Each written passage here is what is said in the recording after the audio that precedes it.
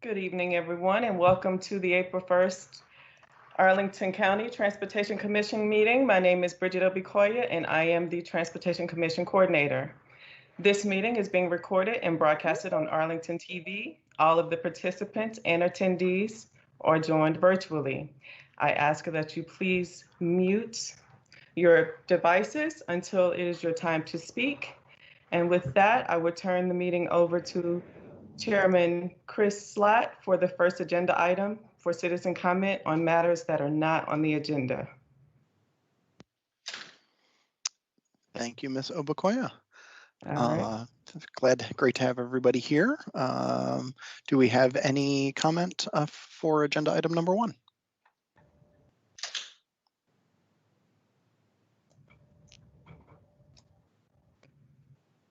Okay. Well, we'll move on to agenda item number 2, which is the an information item, Crystal City Bike Network, and it's with Leah Gerber and her team. Great, thank you, Bridget. Can I go ahead and share my screen? Does that work for you? Okay, yes, please. Great. 1 minute.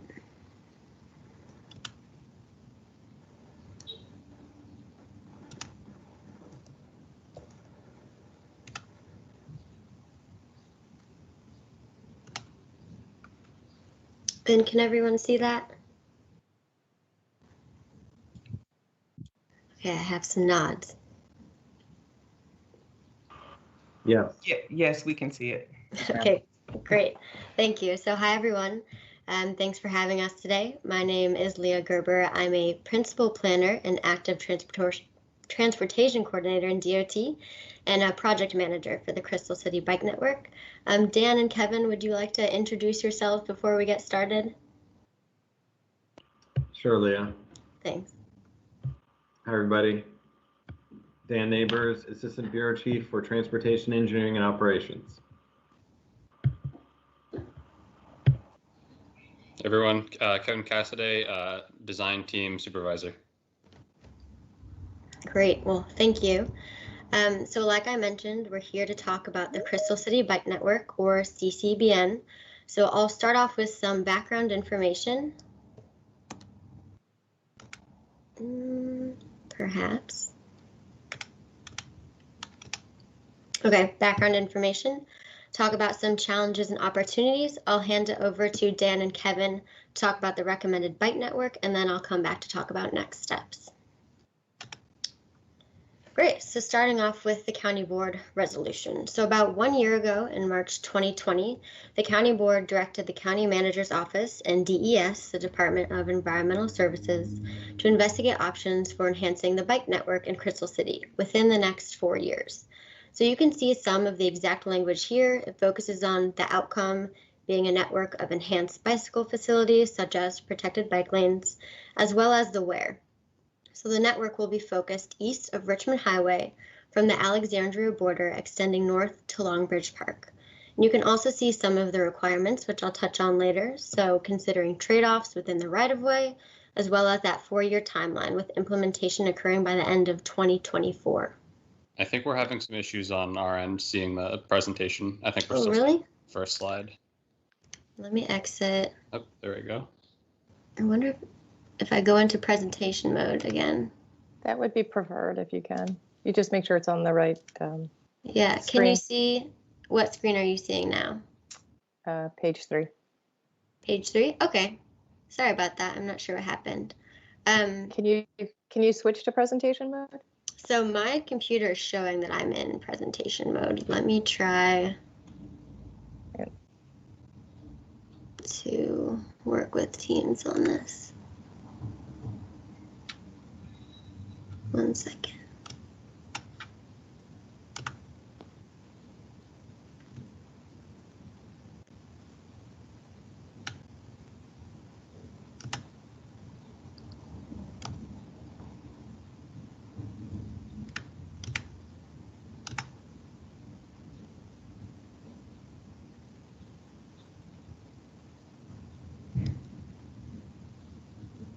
Okay, let's try this way.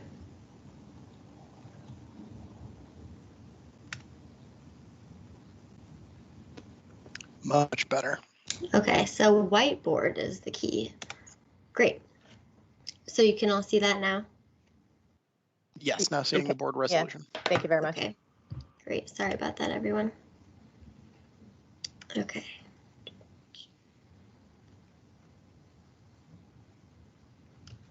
Great. So jumping back in, so kind of like I was saying before, a year ago in March 2020, the county board had these directives.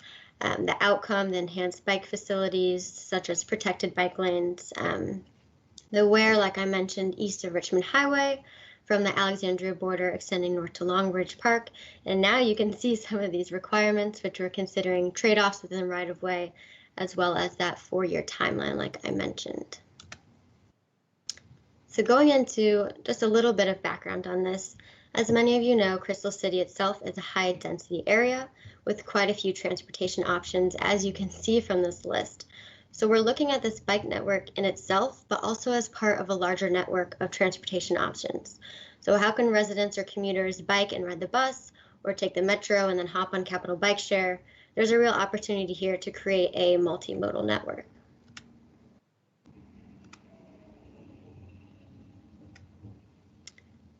So the directive was the result of a few factors which are reflected in these requirements. So the first major requirement is transit. There are plans to enhance the north-south Crystal City Potomac Yard Transitway, and there will likely be a lane dedicated to transit. So this transitway provides direct service along the Route 1 corridor between Braddock Road Metro Rail Station in Alexandria all the way to Pentagon City in Arlington. And it's currently the only local bus service which provides the connections to neighborhoods east and west along the corridor. So, how can the bike network function in a way that's complementary with this transitway? The second requirement is balancing the needs for all modes.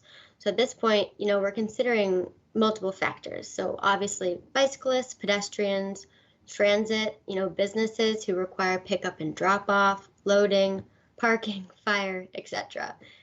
How can we help all of these different users have their needs met? Another requirement includes aligning the bike network with guiding planning documents in the area. So the Crystal City Sector Plan in 2010 and the more recent bike element of the Master Transportation Plan from 2019. And the final requirement is coordinating the bike network with redevelopment, including Amazon's HQ2 and then other upcoming projects. So when looking at concepts for a bike network, the county is accounting for all of these requirements to create a bike network that integrates transit, and all these other various modes of transportation, as well as redevelopment in Crystal City. And you can see here some of the opportunities. So you have increased safety, access to trail connections like Mount Vernon Trail, for example, and reduced bike lane blocking. There are also challenges. Scope, how to accomplish this in 4 years, taking into some of the right-of-way constraints and, the different user groups like I mentioned before, and balancing needs of different transportation modes, especially transit. And I do always want to emphasize that as active transportation coordinator, I do see, bike and ped as being complementary to transit. And, finally, existing infrastructure. There's an extensive underground utility system in Crystal City. And with that, I will hand it over to Dan and Kevin to get a little more into the weeds about some of the technical details on this plan. Actually, just kidding. First, I'm going to talk about where we're at now. So just a quick update. There was a virtual public meeting on February 24th. I know some of you were able to attend. And we had a Q&A during that meeting, but we also had a public feedback tool, which is the image shown. So this was used so stakeholders could submit feedback after the meeting until March 21st. And now we're currently analyzing this feedback, as well as feedback that was sent directly via email, or from attending meetings like SUSMO and JBG Smith. And so now I'll turn it over to Dan and Kevin to talk a little bit about the recommended network. Thanks, Leah. I'm actually having some technical difficulties, so I am going to have to ask you to forward the slides for me. Okay. And I'll have to tell you what slide I'm on because I can't see it. I can't see anything on the Teams meeting. So we're on slide 8, I assume, right? We're talking about, options examined. Okay. Okay, good. So, basically there were 4 primary options that we looked at, and there was a lot of sub-permutations to these options, I'll just say. Keep in mind what we were looking at is that time frame that Leah discussed, is that 4-year time frame. So we weren't looking at, major curb changes. We were looking at potential curb changes at intersections, where you have bump outs, where you might have to get extra width to put in bicycle facilities, but we weren't looking at a major overhaul. We were really constrained in terms of delivery time period and just general scope. So the first option is just northbound and southbound bicycle lanes on Crystal Drive, very similar to what we have there and existing. And Leah described some of the issues there, so that's something that we thought wouldn't really accommodate the needs of people biking. The second option was a 2-way cycle track on the east side of Crystal Drive, and the difficulties that we found with that are the conflicts with the transitway and the boarding and alighting areas that are would really have to be in that 2-way cycle track. There's also some geometric challenges too with that, in that you have your southbound lanes would be right against the curb, which are basically in that parking and bicycle lane right now, and that would make it difficult for vehicles to navigate turns and things of that nature. The third option was a 2-way cycle track on the west side. That was also rejected in a 4-year time frame because of different challenges. Some of the challenges with that are the multiple conflict points that are on the west side of the roadway with the driveways, and most notably with the signalized intersections. That would require a much bigger build out, similar to what we're doing on Army Navy Drive. So finally, the fourth option that we came up with was a southbound protected bike lane on Crystal Drive, and then a northbound contraflow protected bike lane on Clark Bell, which provides this kind of this 2-way pair on those 2 parallel streets that are both protected on each of those. So Lee, if you can go to the next slide, I'll walk through that. I just assume you're there now. Yes, option 4. So again, this is the recommended option from staff. The advantage of this is that you do have a separated bicycle facility in one direction on each of those pairs of streets.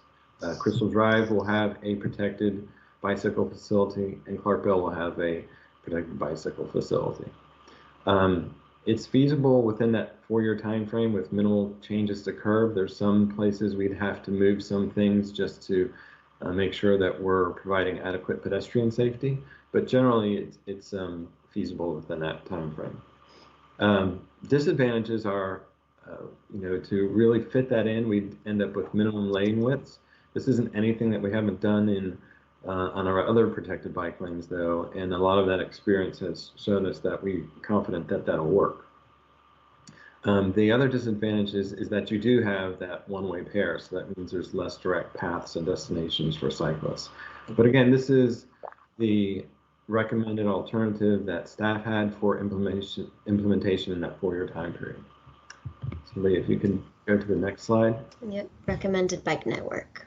Okay. So this slide shows you a little bit more detail from that plan view, that aerial view of what the network would look like based off that option 4 recommendation. So you see that north and south, we have those 1-way pairs. Basically the area in purple are those protected bike lane 1-way pairs. East-west, we're working towards enhanced bicycle facilities on 15th Street in the north, and then going south, 18th Street, 23rd, and 26th. And those would be different degrees of either buffered or protected or a combination of both. Okay, so next slide. North-south connections. Right, and this is again just a little bit more detail. What you see highlighted are those cross sections. And And the area that's highlighted on the map to the right, the aerial view, shows where those cross sections would exist. And that's kind of just the typical section. Again, because there's so many variations in the street, there are variations that between those two standard cross sections, right? And finally, the east-west are illustrated here. And I'm going to turn this over to Kevin because there's a lot more detail in these, in that these would require integration with some ongoing capital projects, as well as some site plan developments that are in the works. So Kevin, can you take it from there?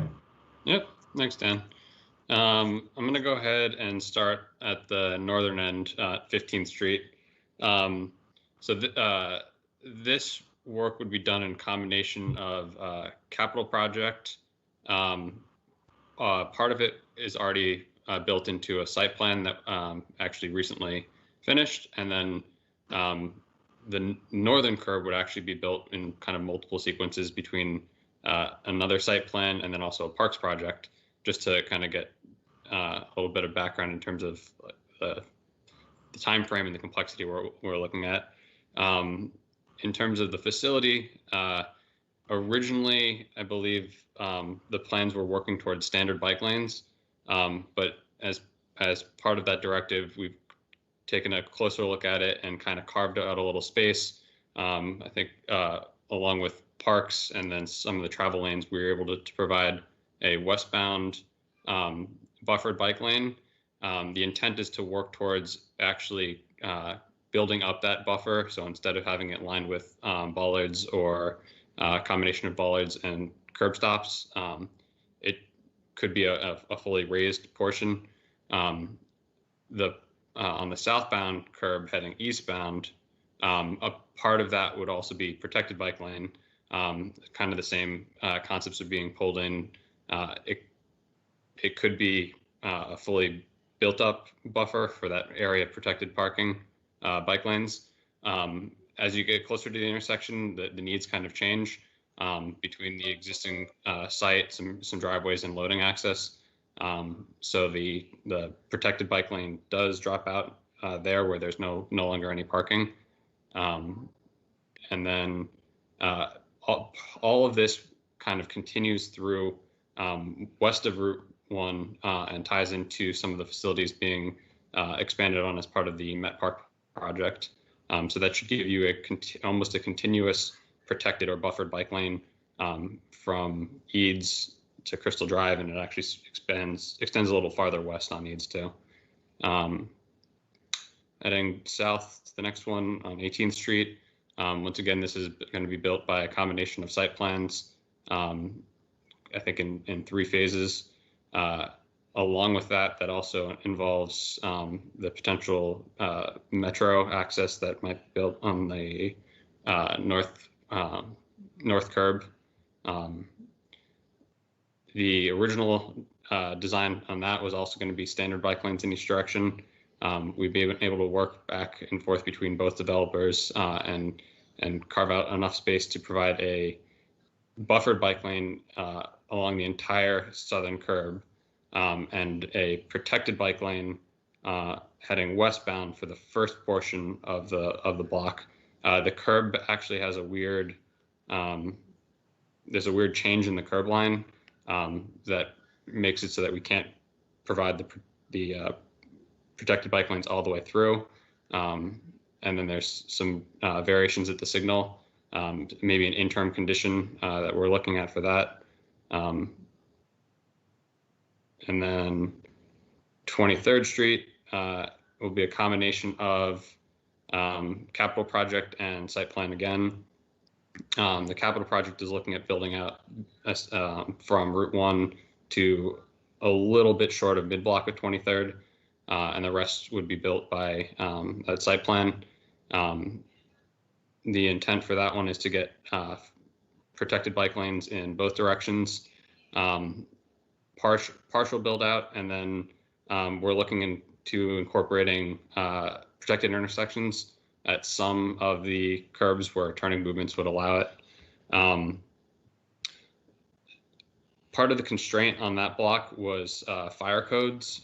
So portion of the parking will have to remain as pickup drop-off only, particularly along the southern curb.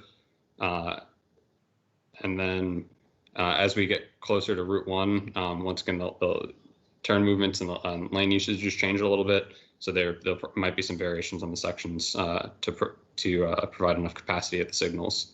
And then on 26th Street, which was one of the blocks we looked at, kind of that heading northbound off of Crystal Drive, how to get over to that one-way pair.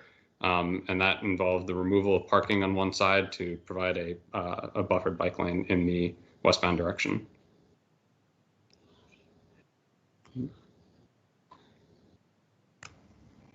Great, thank you, Kevin. Thanks. And so with that, I'll just briefly touch upon next steps. So like I mentioned at the beginning, we're currently analyzing public feedback. There will be a second virtual community meeting, April 28th, to share this feedback, as well as sharing the updated design based on what we've heard, and talking about the selection of the preferred alternative for implementation. And following that, summer fall 2021 will be the county board action. I also saw someone ask who is talking now. This is Leah Gerber, Active Transportation Coordinator with DOT. And now we will open it up to a brief Q&A.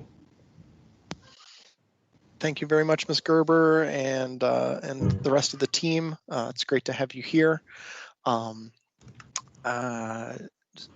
Commissioners, if you have questions or if you want to provide any comments on the plan, you know the drill. Go ahead and raise your virtual hand.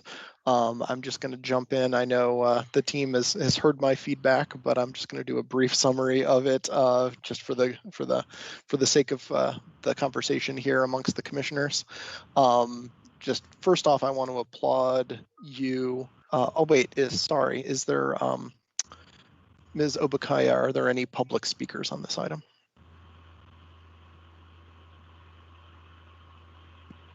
Yes, we do have one public speaker, and it's Mr. Rob Mando. Great. Oh, hi. I'm sorry. I think I was intending to speak on the Vision Zero. Oh, okay. So no, we don't have any public speakers on this issue. All right, great. Sorry. No worries. Great. So first, I just want to commend staff. The work on the cross streets especially is really fantastic.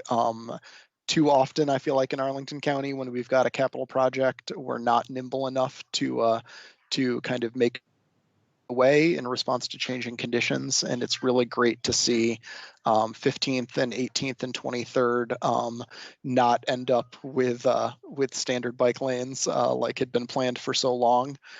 That's really fantastic. I appreciate staff showing their work to some extent. Too often we don't get to see the 3 discarded concept plans. We only get to see the one that staff thinks is best, and that's really fantastic to see. I do understand to some extent the reasoning behind the one-way pair concept, but I don't think the downsides from how difficult it makes the network to navigate can be understated.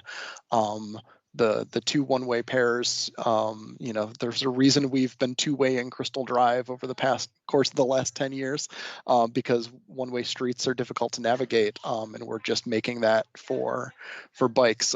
There's too many places where, you have to make 11 turns to get from one place to another that should be a straight shot or one turn, and that sort of thing. So I would really urge staff. I agree that trying to get to low stress bike network is the goal here.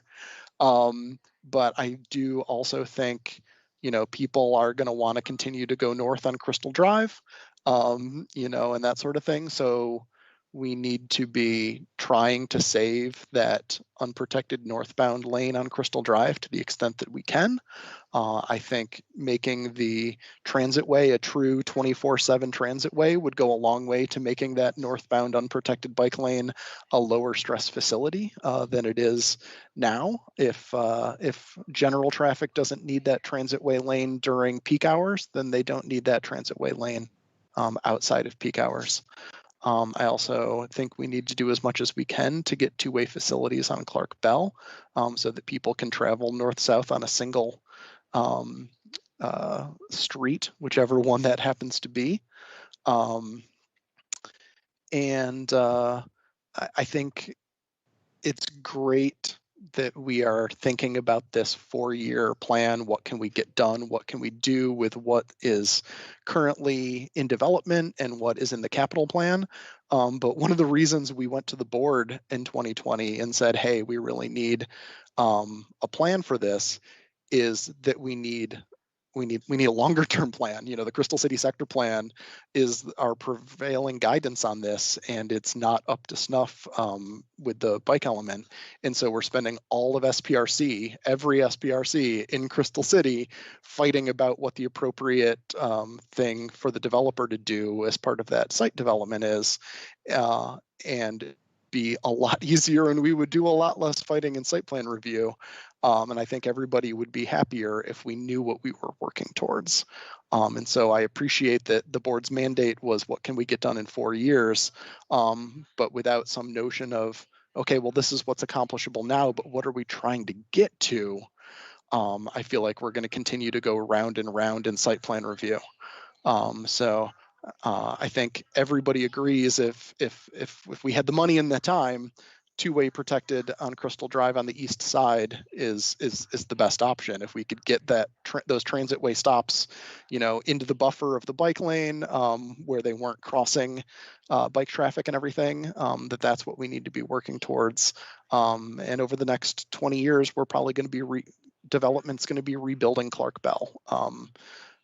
For blocks and blocks and blocks and blocks. So to the extent that we can get two-way facilities on Clark Bell, I think that would go a long way. I've definitely sent in even more comments than that, but I'm going to stop there in the interest of time. And we've got a number of other commissioners, and also I see Mr. Neighbor's hand up. So if you want to jump in response to any of that, please go ahead. Sure, yeah. Thank you, Mr. Slatt, for the comments. They're appreciated. We started to go through a lot of the comments that we've gotten. And one of the things that we've noted through those comments is that we're expanding the area of analysis that we're doing. So one of the things we heard was, you know, more connectivity along Clark Bell, like you're discussing. So we're going to look at Clark Bell basically going further south, 26 all the way to 27th, and see what could be done there so that it maybe makes a connection to Potomac Avenue, where we put in the bike facilities there last year.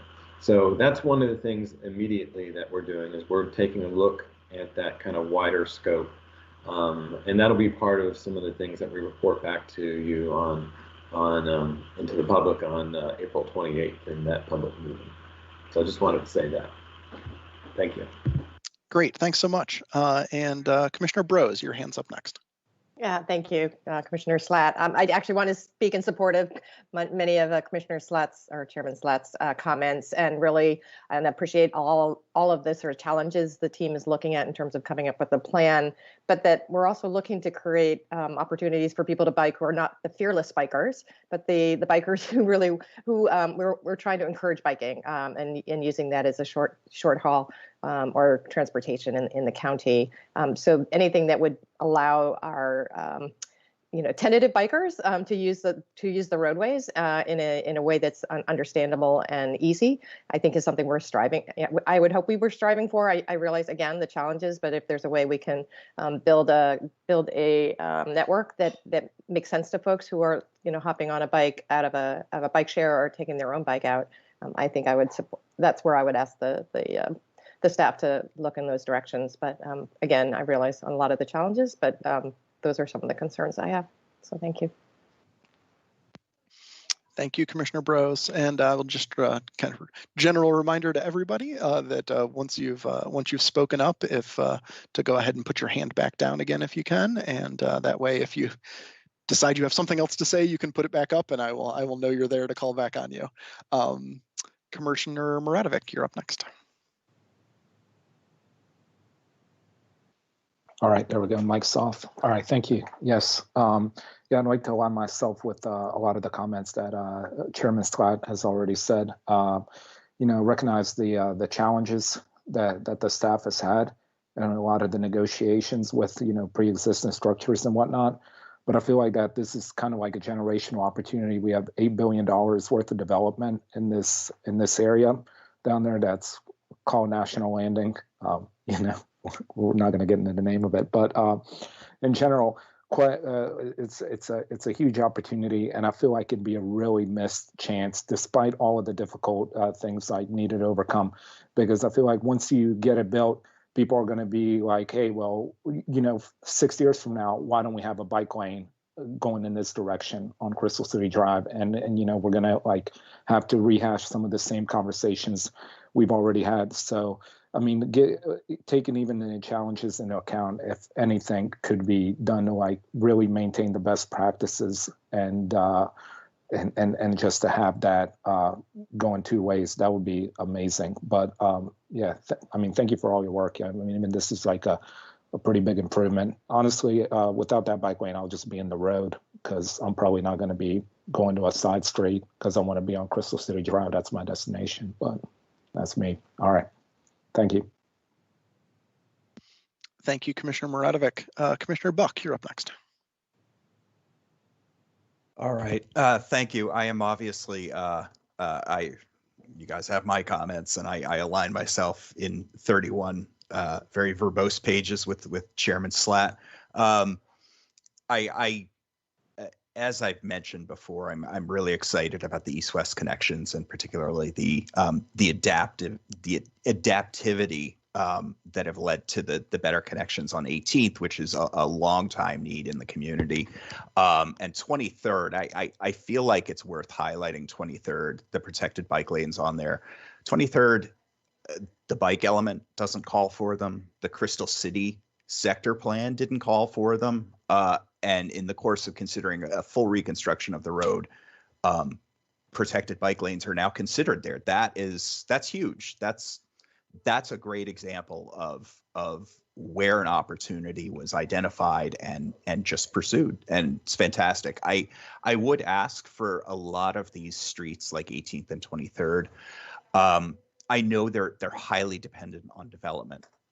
And they're not necessarily capital projects, but I would ask for a public process to sort of look at the designs of those, even if carrying them out is going to be taking place by development. Development in SPRC is very much a closed door audience. I am kind of the designated hitter for a lot of South Arlington SPRC right now. There's a lot of details on those designs that I think we need a community conversation about. 18th, we all know there's we don't all know, actually. Myself and a few others know that there's a possible intersection widening being contemplated at 18th Street that's going to affect the comfort and the use of the bike lane and pedestrian comfort and safety at 18th and Clark. I feel like we need to step outside the development pipeline to really talk about what those roads are going to look like. Same with 23rd. I feel like there are opportunities to enhance what's been shown from the interim streetscape, and I'd just love to see just sort of a holistic conversation of what the end state of those is going to be, even if they are being carried out through the development program.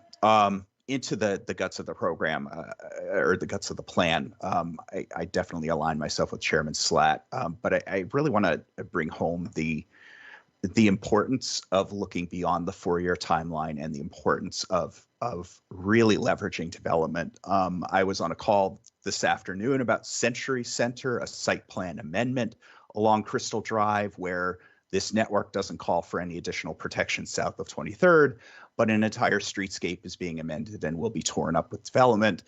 And staff is going back, looking, is there a possibility of getting more feet? But that's something we just don't, this Crystal City bike network won't document that need anywhere because the plan calls for cutting it off at 23rd. There's countless other examples of developments that we have in the pipeline now that are either just starting SPRC or just completed but won't be constructed, or we know are in the pipeline, like 2525 Crystal, that we are not memorializing any sort of improvements to the network as part of those. And that was the whole reason that this got started, was because 1900 Crystal Drive, an SBRC, kind of blew up over the public space. And 1900 Crystal, we're not, there's no changes as a result of that development. We're simply taking away the northbound bike lane to provide space to protect the southbound. And we're not, I do not see evidence that we're really critically examining the curb line through 1900 Crystal, through any of the upcoming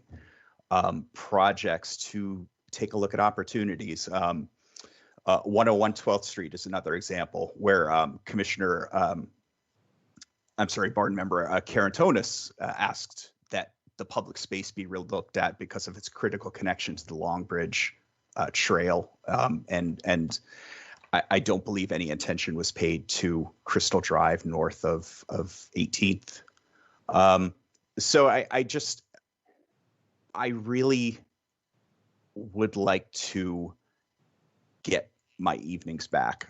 I don't want to go to every SPRC meeting anymore and have to beg for the extra 2 feet to protect a bike lane. We need some definition for the entire study area of what we're going to do and what we're not going to do. And I am not, I don't feel like we've entirely kicked the tires on every idea that's possible or not. Thank you. Thank you, Commissioner Buck and staff. I'd like no pressure to respond to anyone's comments, but please, if you would like to on any of them, throw that hand up and I will jump right to you. Otherwise, Commissioner Price, your hand is up next. Thank you, Mr. Chairman. Appreciate it. Let me first just start thanking the team for the presentation. Always start off being positive. It was a great presentation. I love what I've read. I love what I've seen. I think this is a great start. But I also want to associate myself with some of the comments that have been made, starting with the chairman, with Darren and the other commissioners. My family and I, when we bike to Crystal City, the place that we end up is on Crystal Drive, and to see a two-way bike lane there would be phenomenal. And if it turned out to develop a bike lane like that, we would need to have a 24-hour, 7-day-a-week transit way. Sure, let's make that happen too. I think that's a great fallout. I think that would be a wonderful thing to do, because last time we were in Crystal City, we were going to bike around Crystal City and go to the Long Bridge Park. But frankly, my wife thought it was just a little bit too much because of the fact that we'd have to be out in traffic with my 2 small children, and we weren't going to do that. So I think a two-way bike lane on the east side would be preferable. That's really, I'm going to be short, and that's really what I would want to say. But, you know, continue the great work, and I look forward to the next step. Thank you. Thank you, Commissioner Price. Commissioner Raddick, you're up next. Thank you, Chair Slatt. I just want to fully associate myself with Commissioner Slatt and Commissioner Buck's comments. I think one aspect that people are naturally going to want to go north on Crystal Drive, even if there's no bike lane. Part of that's because a lot of bikers use the transit way, since there's, especially right now, there's not a lot of buses, and it seems far safer than the alternatives. But also intuitively, maybe because of the transit way goes north on Crystal Drive and it goes south on Clark Bell, and so you have to sort of remember, oh, I'm on a bike and I have to do the opposite. It's just another complication to remembering the plan and where the bike lanes are. But that's all. Thank you. Thank you, Commissioner Raddick. Commissioner Lantelmi. Yes, I do want to associate myself also with Chairman Slatt's comments, Commissioner Groves, Commissioner Buck, and the others. What I'm seeing here is, first of all, thank you, staff. You've done a great job, again, on the cross streets, and coming up with alternatives is great. But my biggest concerns are the Crystal Clark Bell pairing, and it's not working for me either. One thing I think we have to keep in mind is this entire area, not just Crystal City, but also Pentagon City area, is rapidly, and we are projecting and we expect it to become way more urban than it is now. And there already is urban, but it's going to be more so. We cannot be relying on vehicles. And too much I still see within this plan is giving more priority or higher weighting to the needs of vehicles over that of transit and bicycles and alternatives, not to mention pedestrians. This area is becoming sufficiently dense that you really have to be de-emphasizing vehicles. The transitway needs a priority, and the bicycles need a priority. Pedestrians need the priorities over vehicles. And I'm just really not seeing that with the two-way pairing.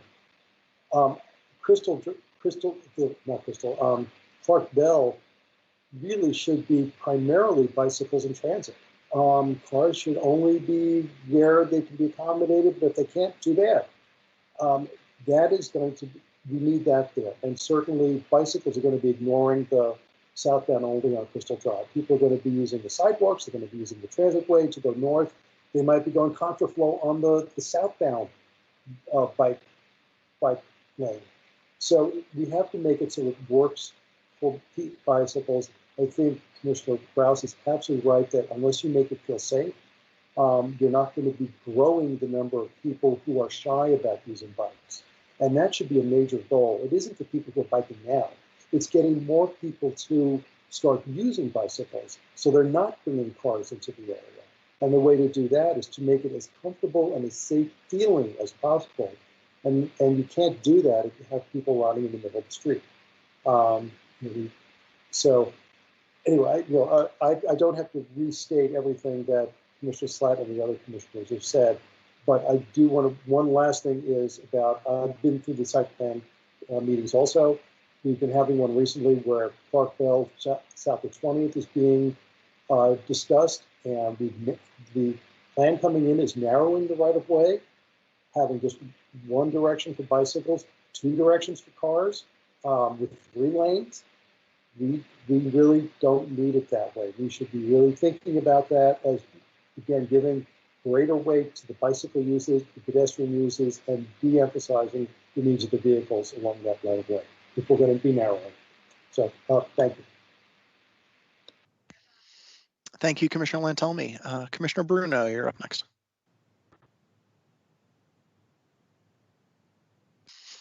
Commissioner Bruno, you're still on mute. Don't you hate when that happens? I want to first start off by thanking the staff for their enormous amount of work. It's really obvious that this has been a process and they've put a lot of thought into it. I do want to agree with a lot of what has been said before me tonight. I will admit I did not submit 31 pages in support of it, but I certainly agree with what Chair Slatt and the other commissioners have shared. I think for me, the only thing that really stands out is, and this has been mentioned, but we want to make this as common sense and as safe as possible. And as I think about the north-south connectivity, I want to make sure that we're not unintentionally encouraging cyclists to ride on sidewalks or just out in streets. And I do think that having split cycleways could potentially have that unintended impact. So I hope we can think about that. The east-west connections are great. I'm encouraged by hearing us talk more broadly than the 4-year time frame, but I do think this has been a lot of work, and I again thank the staff for that. Thank you, Commissioner Bruno. Commissioner Muradovic, back to you. Yeah, sorry to jump in again, but like we're kind of seeing a trend of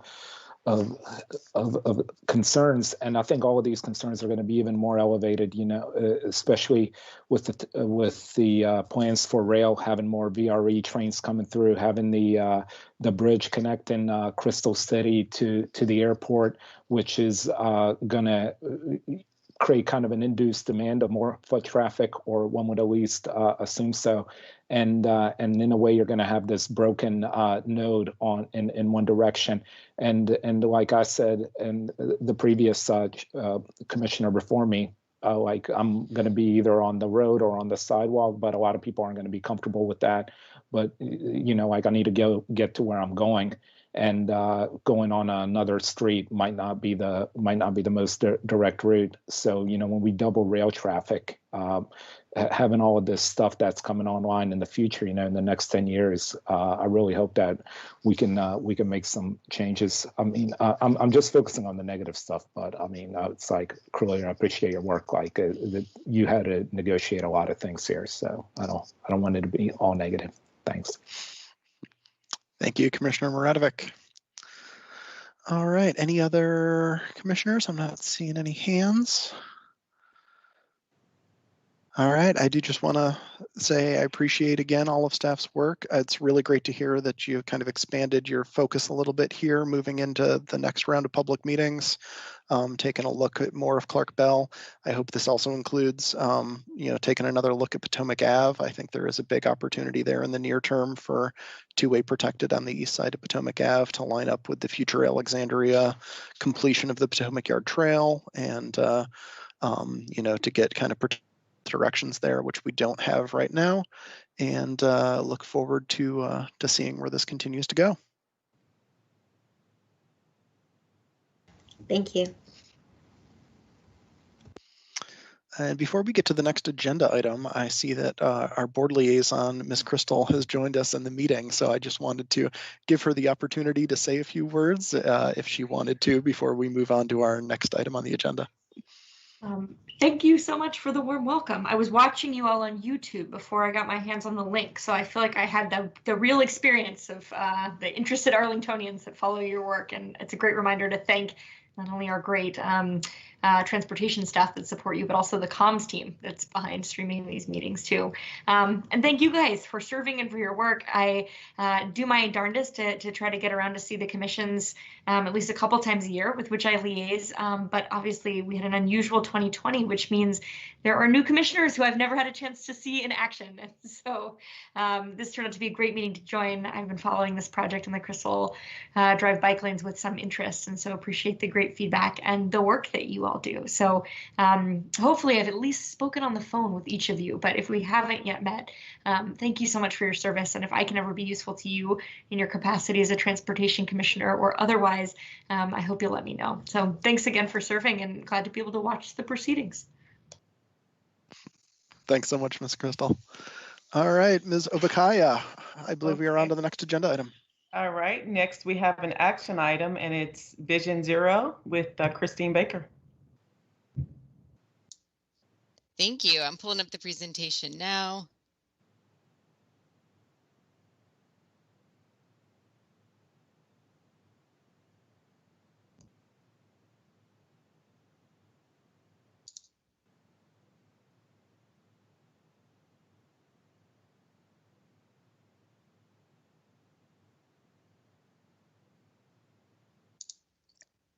All right, thank you so much for having us tonight. I don't know if I want to make sure everyone knows what Vision Zero is. I'm not sure if there's any new faces on the call, but Vision Zero is a strategy to eliminate all traffic fatalities and severe injuries while ensuring safe, healthy, and equitable mobility for all. Arlington County averages about 55 severe and 4 fatal crashes per year. And our target is to get to zero by 2030. So we've always prioritized safety for all modes of transportation, and by adopting Vision Zero, we are taking a different approach by making our streets and trails safer and creating key safety target areas as our priority. The plan commits to immediate and effective actions to reduce severe crashes and bring us closer to our transportation safety goals. So staff across Arlington's departments have come together in this effort to tackle safety issues through a multidisciplinary approach, and it's also a community plan. So it's been developed by our stakeholders, and it represents a diverse array of interests and communities. So thanks for inviting us back. We were here to talk about Vision Zero at the February meeting, and we want to talk about how we've used the feedback that you gave us on our draft action plan. And we use that to clarify and strengthen the plan.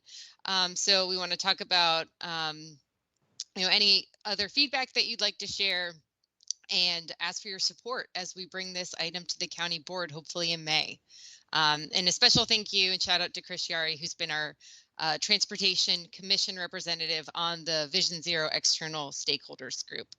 So really representing Vision Zero in the Transportation Commission, and it's been great to have you on board.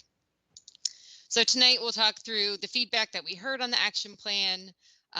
We'll talk about safety target areas, and then revisions to the action plan and the performance measures that we'll be using to assess our success in the Vision Zero program. And then at the end, we'll obviously have time for questions. So here's a quick update on the action planning timeline. We are currently in the finalization stages of the Vision Zero action plan and preparing to go to the board for adoption in May. We are asking for your support as we ask the county board to adopt this 5-year action plan. As you recall, we had 3 phases of public engagement that focused on, number 1, setting program goals last year, early in the year. Then in phase 2 in the fall, we identified safety concerns as perceived through the community. And then finally, gathered feedback on the draft plan earlier this year. So that's what just wrapped up. And you can see here that we asked we asked the community, will the actions help us to achieve our transportation safety goals? And you can see here that overall, people agreed that the actions suggested in the plan would help us reach our transportation safety goals. We mostly had strongly agree or agree, which made us feel like we were on the right track. And we also asked, if Arlington County implements the draft action plan as shown, how would you expect to feel while traveling in Arlington in the future? And you can see the responses showed that people would generally feel safer, especially for our walk and our bike modes, and scooter as well. So again, we're feeling like the plan is on track. We're taking actions we're proposing actions that will make transportation safer in Arlington. But we also got really good feedback, and that's what we're really here to focus on. So some of the feedback that we incorporated to help us improve the plan and ensure the action items were clear and effectively address key target areas.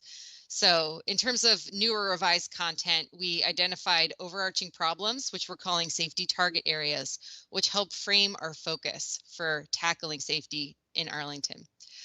We also added additional detail on action items, and thank you for some of the very detailed comments we got that helped us refine action items and then kind of consolidate some where we might have had some overlap and, really make sure that the actions we're proposing are clear and understandable. We added more information on measuring the success of the plan as well by highlighting performance measures. We created a better connection in identifying what safety means, what unsafe means, what dangerous means, and kind of identifying what factors make a road dangerous, which helps kind of set that ground of understanding, okay, well, what is safety and how do we get there? We also we clarified areas where we'll be more predictive or preventative in deploying safety measures. We added more information on technology solutions. We also clarified meetings with our stakeholder organizations to show you kind of where you all can help in the process. And then included coordination with utility companies was another key action item we added, and integration of hospital data was something we also heard. In terms of the format, we moved the engagement section back to, that's more supporting information, and we heard you that we wanted to have action items up front. So we moved that section back, and also are adding an executive summary to help make the information a little more digestible. We double checked for color blindness, added a key terms glossary, and made a few tweaks just to improve the readability of the plan and the digestibility for the community. So we also looked at some other feedback that we thought about, and we're trying to figure out how to best integrate this and keep with our safety goals. So target the reduction of VMT to increase safety. we do see that by making non-motorized travel safer, we're encouraging mode shift. But the focus of this plan has to be on safety and reducing severe and fatal crashes. So we really stuck with that as our key goal, but we do expect to see a reduction in VMT because we're making other modes more attractive by making them safer and enhancing the infrastructure for those modes. There was a suggestion to include targets or quotas for safety treatments or projects. From talking to other peer agencies, we know that setting really hard targets or quotas can actually be harmful to the program. We wanted to allow flexibility to help us prioritize projects based on the need rather than trying to hit arbitrary quotas. So that was really important to us. We're going to be tracking and reporting the deployment of all of our safety mitigation efforts.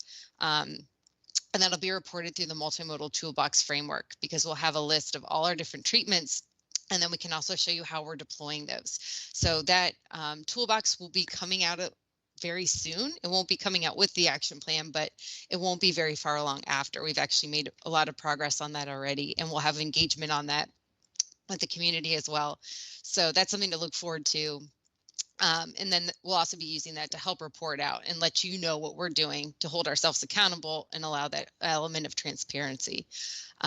So again, we don't want to limit ourselves by setting quotas. We want to be able to address safety where we really need to.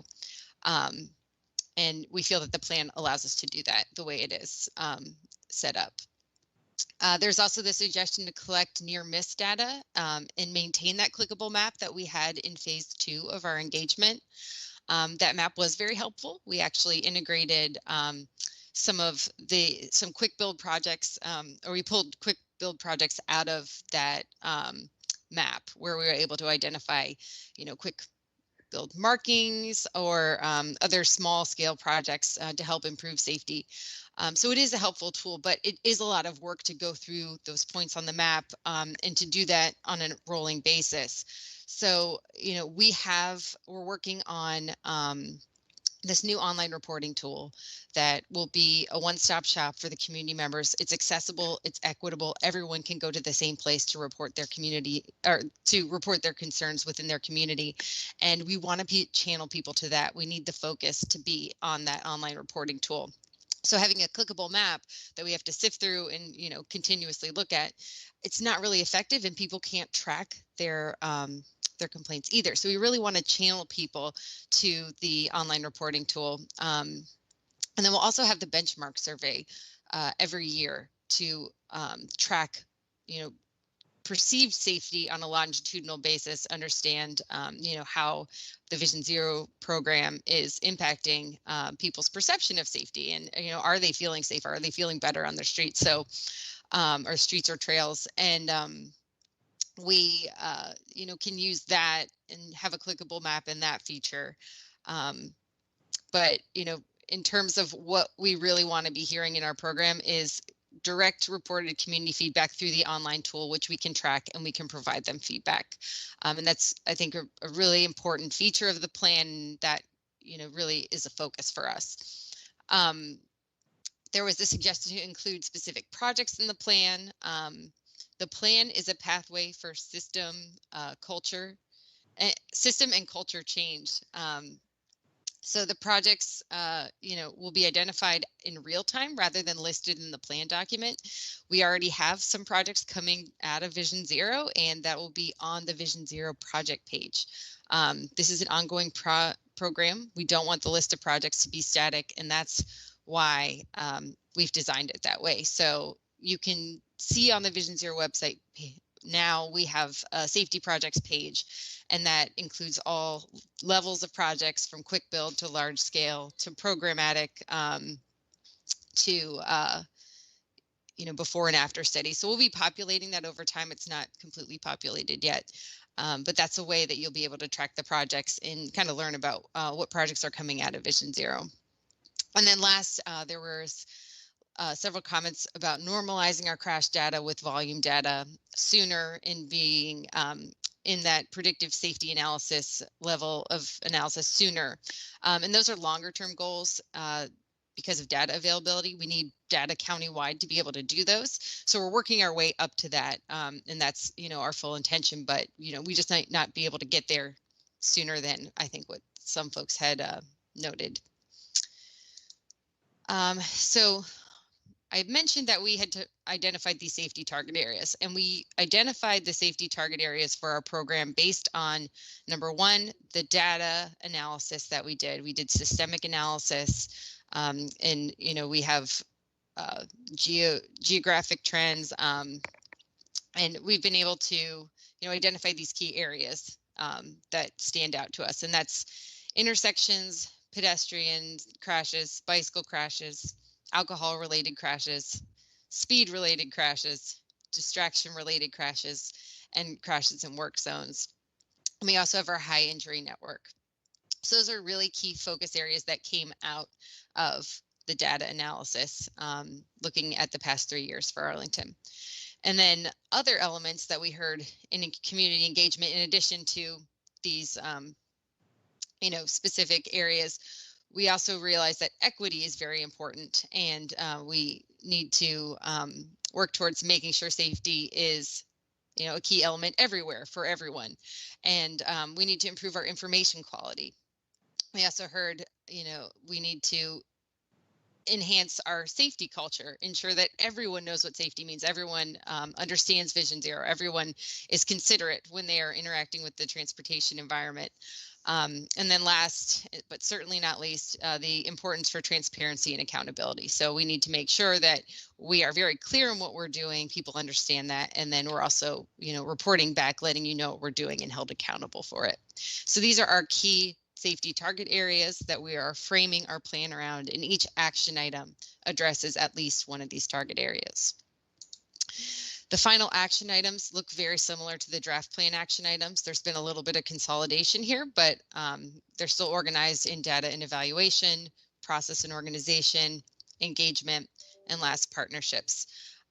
So we'll have the final action items list released in mid-April with the draft action plan, and you can dive into some of the details there, but not huge changes, a lot of clarification, and like I said, we've consolidated a few of them just to help make the list more digestible and reduce any redundancy. So looking at the safety target areas, looking at our action items, how are we going to track this? That's the performance measures. And we realized the performance measures were buried in a small section in the back of the action plan. So we really need to bring that to the forefront, and that's going to be in the next iteration of the plan. You can see these performance measures track directly back to our target areas. So we're looking at reducing serious and fatal crashes as Vision Zero, and then we'll track crashes at intersections, pedestrian crashes, bicycle crashes, alcohol-related, speed-related, distraction-related crashes, number of crashes in work zones, crashes on our high injury network, crashes in areas of higher poverty or diversity based on equity indicators, data. And then also we'll be doing more qualitative program assessment to see if we're hitting our targets for information quality, for safety culture, and for transparency and accountability. So moving forward, we're finalizing the action plan using community feedback, going for the county board vote in May. And then once the plan is adopted, we'll continue to have representatives from the county's departments meeting quarterly, sharing and tracking progress on our implementation. We'll have the annual report to let you know how we're stacking up to the plan, as well as a mid-year check-in point. And then we'll host an annual meeting and engagement opportunities to keep folks involved. So with that, I'll open it up for any questions. And yeah, the bottom line is we're just asking for your support as we go to the county board as the Transportation Commission, because we're all on board and ready to move forward with this plan to make Arlington safer. Thank you very much. Ms. Obakaya, I believe we have at least one public speaker on this item. That is correct. We have Mr. Rob Mandel. Now it's your turn, Rob. Thanks. Can everybody hear me okay? Yes. Okay, great. Good evening, Chairman Slatt, Commissioners. My name is Rob Mandel. I'm the Deputy Executive Director for the National Landing Business Improvement District. I was also the BID's representative on the Vision Zero External Stakeholder Working Group that was charged with supporting the development of the county's Vision Zero Action Plan. I'd like to commend the staff, especially Ms. Baker, for an incredibly thoughtful process. A lot of thoughtful conversation and dialogue was had during the group, and I know it was a lot of hard work. My comments this evening reflect my role with the BID and not with the working group. So I'll just launch in here.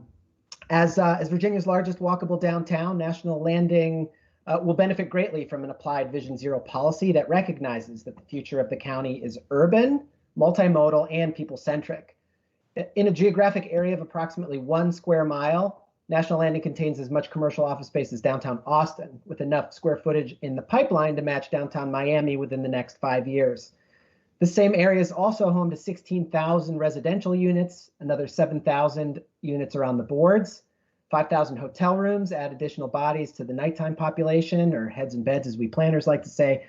Abundant retail and service amenities serve the area, providing much of what anyone might need on a daily basis within a 15-minute walk. To support this economy and level of development, National Landing already has excellent mobility infrastructure bones. Already 70% of the area commute trips are completed by means other than driving alone to work. And to serve planned growth and maintain these mode splits, close to $4 billion is being invested in transportation infrastructure. Metro stations, entrances, premium bus lanes, complete streets, protected bike lane networks, enhanced connections to the airport with the CC to DCA intermodal connector, and groundbreaking rail infrastructure, much of which was committed to just this week with the governor's announcement on Long Bridge, Amtrak, VRE, and the Richmond Rail Corridor. Any one of these single investments would be transformational, yet National Landing's getting all of them, which is pretty spectacular. The common thread here, though, is that these projects are distinctly focused on expanding mobility, not by adding roadway capacity or focusing on the car, but by maximizing the movement of people via all modes available to them. This is how all livable downtowns think about mobility and transportation in the United States as well as around the world. And though these people-first infrastructure investments are already underway and acting as a kind of hardware update for the downtown, we still need to shift the mindset with a software upgrade for it to all function well together. And that's really where Vision Zero comes in. More than just a policy that delivers Vision Zero projects, the policy can be a lens through which all projects are viewed. By diligently applying the philosophy of a people-first mobility network, we can address lingering safety and perception of safety concerns that continue to plague our existing built environment and the planning processes used to address those. A properly applied Vision Zero policy would recognize that delivering a two-way protected bicycle facility along Crystal Drive is paramount in the long term. It would recognize that trading off safety in the name of speed and any number of seconds saved in per capita travel time is not acceptable. It would recognize that 60s era urban highways, elevated or surface level, bifurcating our downtowns are not compatible with our vision for safety, walkability, and accessibility. I'll add that for National Landing, transforming Route 1 into a people-centric multimodal boulevard would effectively unify our downtown seamlessly and has long been a priority. A strong Vision Zero policy arms county citizens as well as our elected officials with the framework necessary to ensure that future decisions about a Crystal City bike lane network, speed limits, Route 1, and all decisions on mobility infrastructure, especially those that might be led by outside agencies, are made with safety of our most vulnerable mobility consumers put first. We applaud the county in this important step and look forward to supporting the county and the community in implementing Arlington's first Vision Zero policy. Thanks for the time for comments. Thank you very much, Mr. Mandel. I've never thought of myself as a mobility consumer before, but I think I will in the future. I see I've got at least 5 commissioners with their hands up here to jump in with staff, but I did want to clear one thing up real quick before we get into the substance of Vision Zero. There is not an updated, is it my understanding that there is not an updated draft plan available yet at this time? No, that will be available in mid-April. because I feel that Vision Zero is extremely important, and it is extremely important that we get it right. And this is on our agenda as an action item, but I am in no way comfortable making a recommendation to the board without a draft plan, a final draft plan to review in advance of making that recommendation. So if staff would like an action, the motion I would put on the table and I would expect to move forward is deferral at this time. And I would suggest that you just come back when you have an actual draft final plan for review before you ask the commission for action.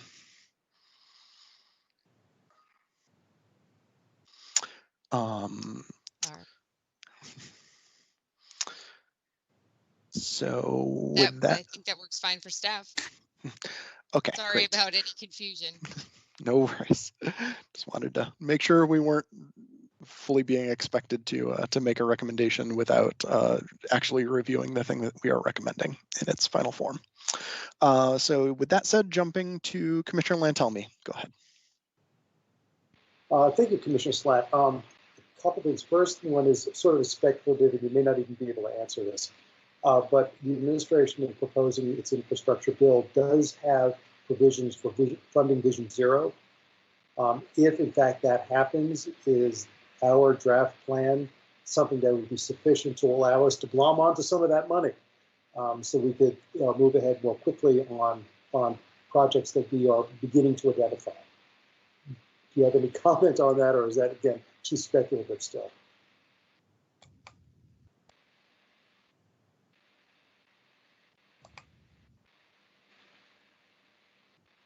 So nothing more as yet. You're on mute. Oh, I'm sorry. What was the question? The infrastructure bill that's being proposed by the administration supposedly has money for funding Vision Zero plans. If that in fact goes through, is this draft plan and the projects you're beginning to identify sufficiently along that we could glom onto some of that money? You think? Again, there's no bill, there's nothing voted on yet.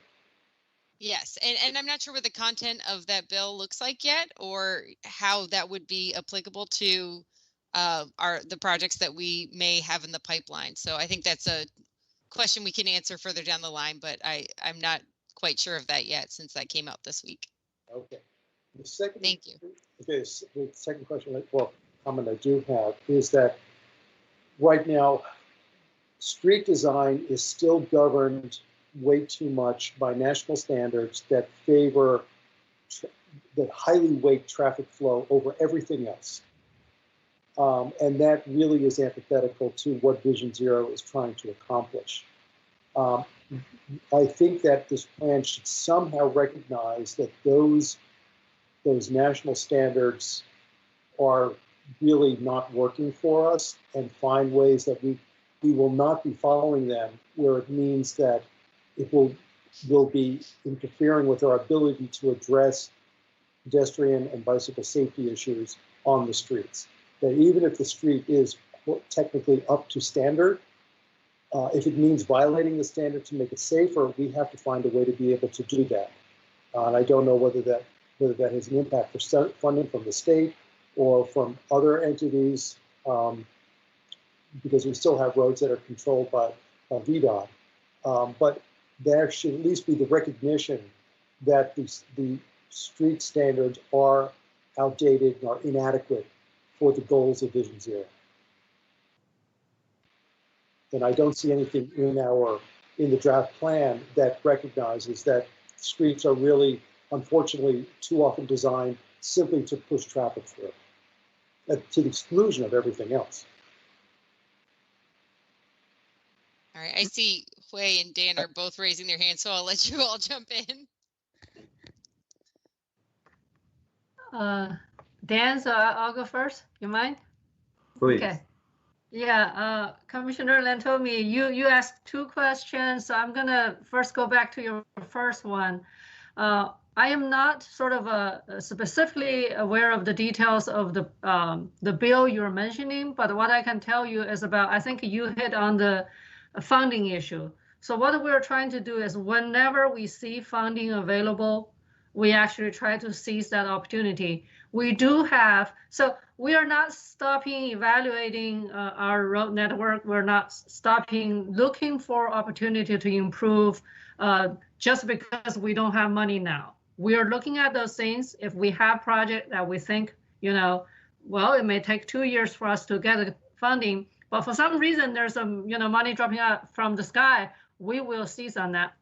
In fact, we are actually asking for additional money to our Safe Streets Improvement Program because of the federal stimulus package that may open up a little bit more opportunity for this year, because we were under a lot of cut, so because of the COVID, but now we see opportunity, we're seeking that. So I just say we are looking for opportunity whenever possible. Great.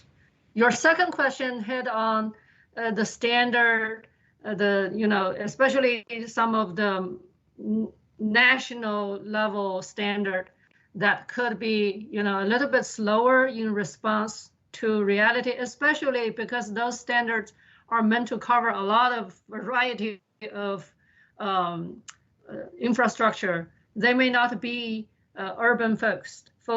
They may not be, looking into some of the specific items. So the way we're trying to treat that, which is a big portion of our action plan, you'll see we call for staff to review and update and keep it, maintain our county standard or our engineering guidelines. Those guidelines and county standard, and you can look at Arlington facility, you can see significant difference, at the border of Arlington and Fairfax. I drive from Fairfax to Arlington every day. As I know I'm entering Arlington because I see bike lanes start to pop up, right? So we do carry out a lot of more aggressive and innovative multimodal standard. So we are calling for staff to reevaluate those to bring them even higher level pro safety and looking through the Vision Zero lens. I like what Rob was mentioning in his comment. We are looking to see everything through the lens. We're not just looking for identify 5 projects and do it in 2 years. We're trying to see if we can cover it all. With that, Dan may have something to add on. Great, I'm glad to hear that. Part of the reason I raised this is that at the SBRC earlier this week for the Vernon Street Duplex, which is a very tiny little project, but one of the issues was the width of the sidewalk there. Washington Boulevard between Glebe Road and Kirkwood is only 4 lanes. It's very narrow. There's no parking, and the sidewalks are grossly inadequate. They're at best 5 feet wide. They have utility poles blocking them, and the neighborhood legitimately raised. You're not widening the sidewalk in this project. Where we're still sticking to 4 lanes there, where we could shrink it down to 3 lanes, 2 traffic lanes and a turn lane, and expand the sidewalks without having to eat into private property where we want to be building housing. And that's the type of thing we need to be looking at. And that's partly Vision Zero too, because it encourages safety for pedestrians, slows traffic. And that's, of course, a major reconstruction, but we have to think it through to start making sure it's being planned, it's there, and it's a longer term goal, but it's always remembered every site plan that comes up, yeah, we're going to narrow this. Yeah, we're going to narrow this at some point, and find a way to make that happen rather than doing a piecemeal site plan by site plan where we throw up our hands and say, well, there's 4 lanes, nothing we can do. And this really does tie into Vision Zero. So thank you. Thank you, Commissioner Lantelmi. Mr. Neighbors, did you want to jump in there on that question, or are you good? I can add one thing. I think Wayne covered most of it, but the one thing that's important to know with regard to the standards, where we do try things that are outside of the standards. I mean, the protected bike lanes are a perfect example. There's no standards for any of those. Okay. But what we are committing to do through this plan is to initiate pilot projects where we see how things work. We're not going to wait for a capital project, 3, 4, 5 years down the road, but we're going to go out and try things and see how they work. If it works, great, we'll build it out. If it doesn't, we'll make adjustments and figure out what works best. So that's part of the commitment through Vision Zero too. That's great. And maybe you should even have a paragraph or something that says that in the report. I think that's wonderful. That's exactly what I'm looking for. And I don't think it's actually written in the report, and I think it really should be. Okay, that's good feedback, Commissioner. Thank you. All right, Commissioner Buck, you're up next. All right. Thank you. Thank you, Chairman Slatt, for saving me the speech. I had a Commissioner Clement grade speech about not voting with incomplete information, all queued up and ready to go. But yeah, I'm glad we're able to just discuss right now. Sorry, my video is being weird. I wanted to sort of build off of Commissioner Lantelmi's comments about just more generally design and roadway planning. I thought with the draft plan, and I continue to think just based on the presentation that we're putting an inadequate focus on our planning for future roadways and how they're going to look and what our goals are going to be out of any exercise to revise our design guidance, revise our development procedures. In one of the slides, Ms. Baker had kind of a response to a comment that I know I put in sort of bold print in my comments, and that is that we need to reduce the amount of driving to increase safety. That is not a product of Vision Zero. That should be a goal.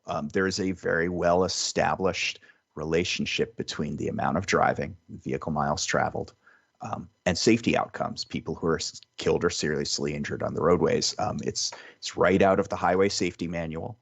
Same thing with the number of lanes. We know we have very established data that says a 5-lane road is safer than a 6-lane road, and a 3-lane road is safer than a 4-lane road. And without that top level goal of our Vision Zero plan, translating that basic insight into new design guidance and new planning guidance that's going to guide our development, I'm just pessimistic about it. Again, bringing back my experiences with dealing with the Pentagon City Planning Study and various SBRCs, just like Commissioner Lantelmi said, we seem to be holding so much roadway capacity in reserve under the assumption that future development is going to result in more driving, rather than developing in such a way that people do not have to bring their cars, and that we are planning multimodal networks that bring in the people who are not necessarily going to bring their cars. What that results in are 8-lane crossings to get to Pentagon City Metro. That results in planned widenings at 18th and Bell. At some point, we have to bring in the best data we know of what creates a safe roadway system and apply that to our future plans. And I'm just not, pending looking at the revised plan, I'm not seeing that linkage between good fundamental safety planning and design and how that's going to manifest in how we're doing business today, tomorrow, and into the future. Thank you. Thank you, Commissioner Buck. Commissioner Price, you're up next. Thank you so much. I appreciate it. Again, first, just want to say fantastic work on behalf of the staff. I'm a member of the External Stakeholders Working Group in my position as a member of the Transit Advisory Committee, and I've participated in every single one of them. The staff come prepared. They've got great presentations. It's a good meeting, well run. And the plan they have put forward, I think, is an excellent start. I agree. I can confirm, Mr. Chairman, that the plan has actually not been updated since Christine had mentioned that, or it was going to be, because one of the complaints that we had during the stakeholders group is that the actual action items are already buried on like page 46 and in a chart that is barely legible. and that there needs to be higher priority given to those action items. But that being said, I also look forward to voting on this eventually once they update the plan. But again, congratulations, great work on the plan. I enjoyed it. The concerns I have, similar to others, is we need to be investing more. There needs to be an action item related to transit. I know that that's not the primary focus, but getting people out of cars, driving less, making safer streets are fantastic ideas, but people are going to need alternatives. And that alternative for moving the majority of people through the county is using public transportation. Our bus system, our rail systems, and even going micro mobility and bicycling and more of that. Those are the priorities that need to be focused on from my personal perspective. Funding also. I worked on a letter for the Lee Highway Alliance, and one of the things I think I noted in that letter was that there was a distinct lack of funding for this particular initiative. I'm not going to wait on the president's plan, I think, which is wonderful, and it does mention that, and I think it might eventually make it into a final plan, but there needs to be state and local funding dedicated to making this a reality. Those are my comments. I want to again thank everyone for all your input. You are greatly appreciated. Thank you. Thank you, Commissioner Price. Mr. Neighbors, I see your hand up. Did you want to jump in and respond to something? Yes, I can respond, Chairman, to one of the questions. In terms of, this plan really kind of forms the backbone of what we're doing. This forms the backbone of what we want to achieve. And one of the comments was, I think it might have been Commissioner Buck who made the comment, in terms of, having more substantive guidance or principles that we're going to follow. These things are going to develop and unfold over the course of the plan. One of the first things that we have as part of the plan is coming up with an engineering countermeasure toolbox, right? And so that's something that will, I think, address some of those comments that we're hearing, and great comments in terms of, what are the things we're going to be doing. So there's going to be significant milestones that come out through the next year and through the whole life of the plan that are going to answer a lot of the questions there. So again, thank you for the comments. I just want to be able to be sure to say, like, we hear you, and we're, I think we baked a lot of your comments into the plan. So thank you. Thank you. Commissioner Yeri, you're up next. Hi, thank you, Mr. Chair. I just want to start by echoing what everybody else has said. Thank you, Christine and Dan and Hui and Nate, who I don't think is here tonight, for all the incredibly hard work you've done over the past year during the midst of a global pandemic, starting new families, everything that has happened over the past year. The fact that you all have put this much dedication in continuing to keep those gears turning and grinding really speaks to your dedication as public servants. And I want to thank you very much for all the hard work you've put into this plan. I would like to echo everything previous commissioners have said, especially what Commissioner Buck has said around really putting that link between VMT reduction and how it improves and makes our streets safer into this plan. I really believe that over the next decade or so, Arlington will have a massive opportunity to fundamentally redesign how it sees itself as a community. And I suspect that this Vision Zero plan is going to be a very foundational part of those plans when it comes time to think about how we plan and design our streets in the places that we're going to be rebuilding and building anew in Arlington, and making sure that we're making sure that as we move forward into the future, we are very focused on building urban places that work for people and not just cars is going to be huge. And it's a thing we have to do to meet our climate goals, to meet our Vision Zero goals, and to make this county be the best that it can be. So I just want to add that, and I really look forward to seeing the draft iteration of this plan based on some of the early feedback you've had to our feedback. I'm very optimistic and looking forward to reading that next iteration. So thank you again. Thank you, Commissioner Yeri. I wanted to jump in here actually with a couple of questions and some further feedback. I want to hone in on one detail about the volume information. Some of the feedback that we gave last time around was that the high injury network, when it doesn't take into account the volumes on the streets, is in danger of just becoming a list of all of the busiest streets in Arlington and not necessarily the ones that are the most dangerous based on the number of people coming through. And staff's response seems to be that we don't have the data right now, so we can't kind of do a high injury network that is crashes per mile traveled on the road or whatever, and that's going to take 3 years. Can you talk some more about what it is about that data collection that means it's going to take 3 years to get that information? Is it a money issue, or what is behind that?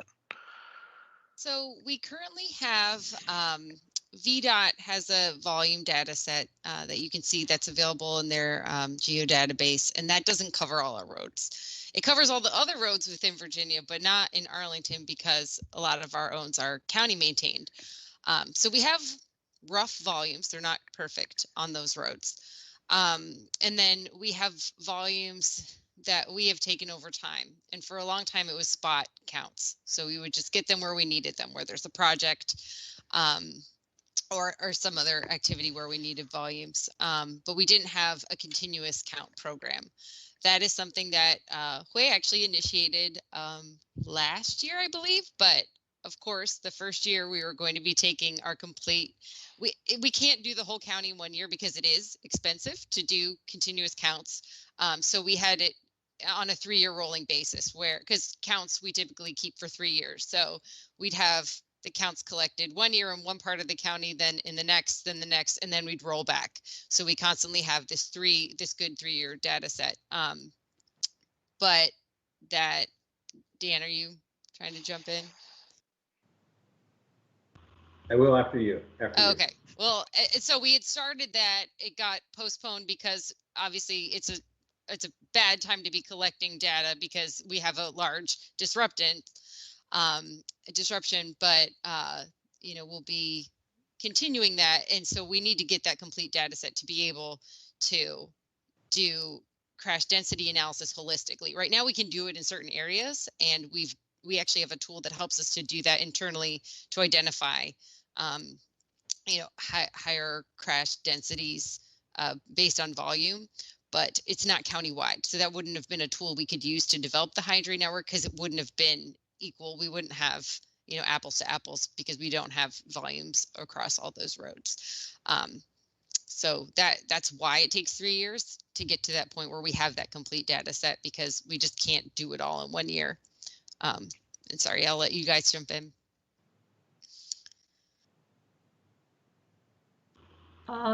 I can actually jump in to just elaborate a little bit on the regular count program. Arlington does not have regular count program since I think 2010 or 2012, as what my colleagues told me.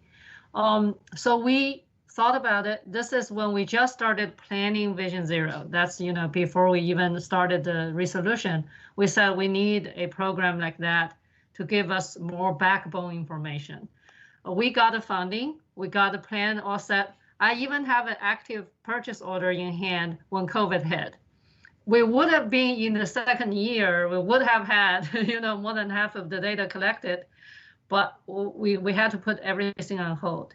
And we started recently we started talking to the contractor about when to resume because we did see through some of the continuous counting station, we did see the traffic start to picking up. We're already talking to them about when to resume. Hopefully, towards the end of this year, we can start to resume. However, they did warn us because every jurisdiction were doing the same thing, putting counting on hold. They said, you may get into a log jam when you want to start and when everybody else also want to. So right now, we're still planning on 3 years to run through the whole county, get all counts set. If that target, for whatever reason, need to change, we will keep you all posted.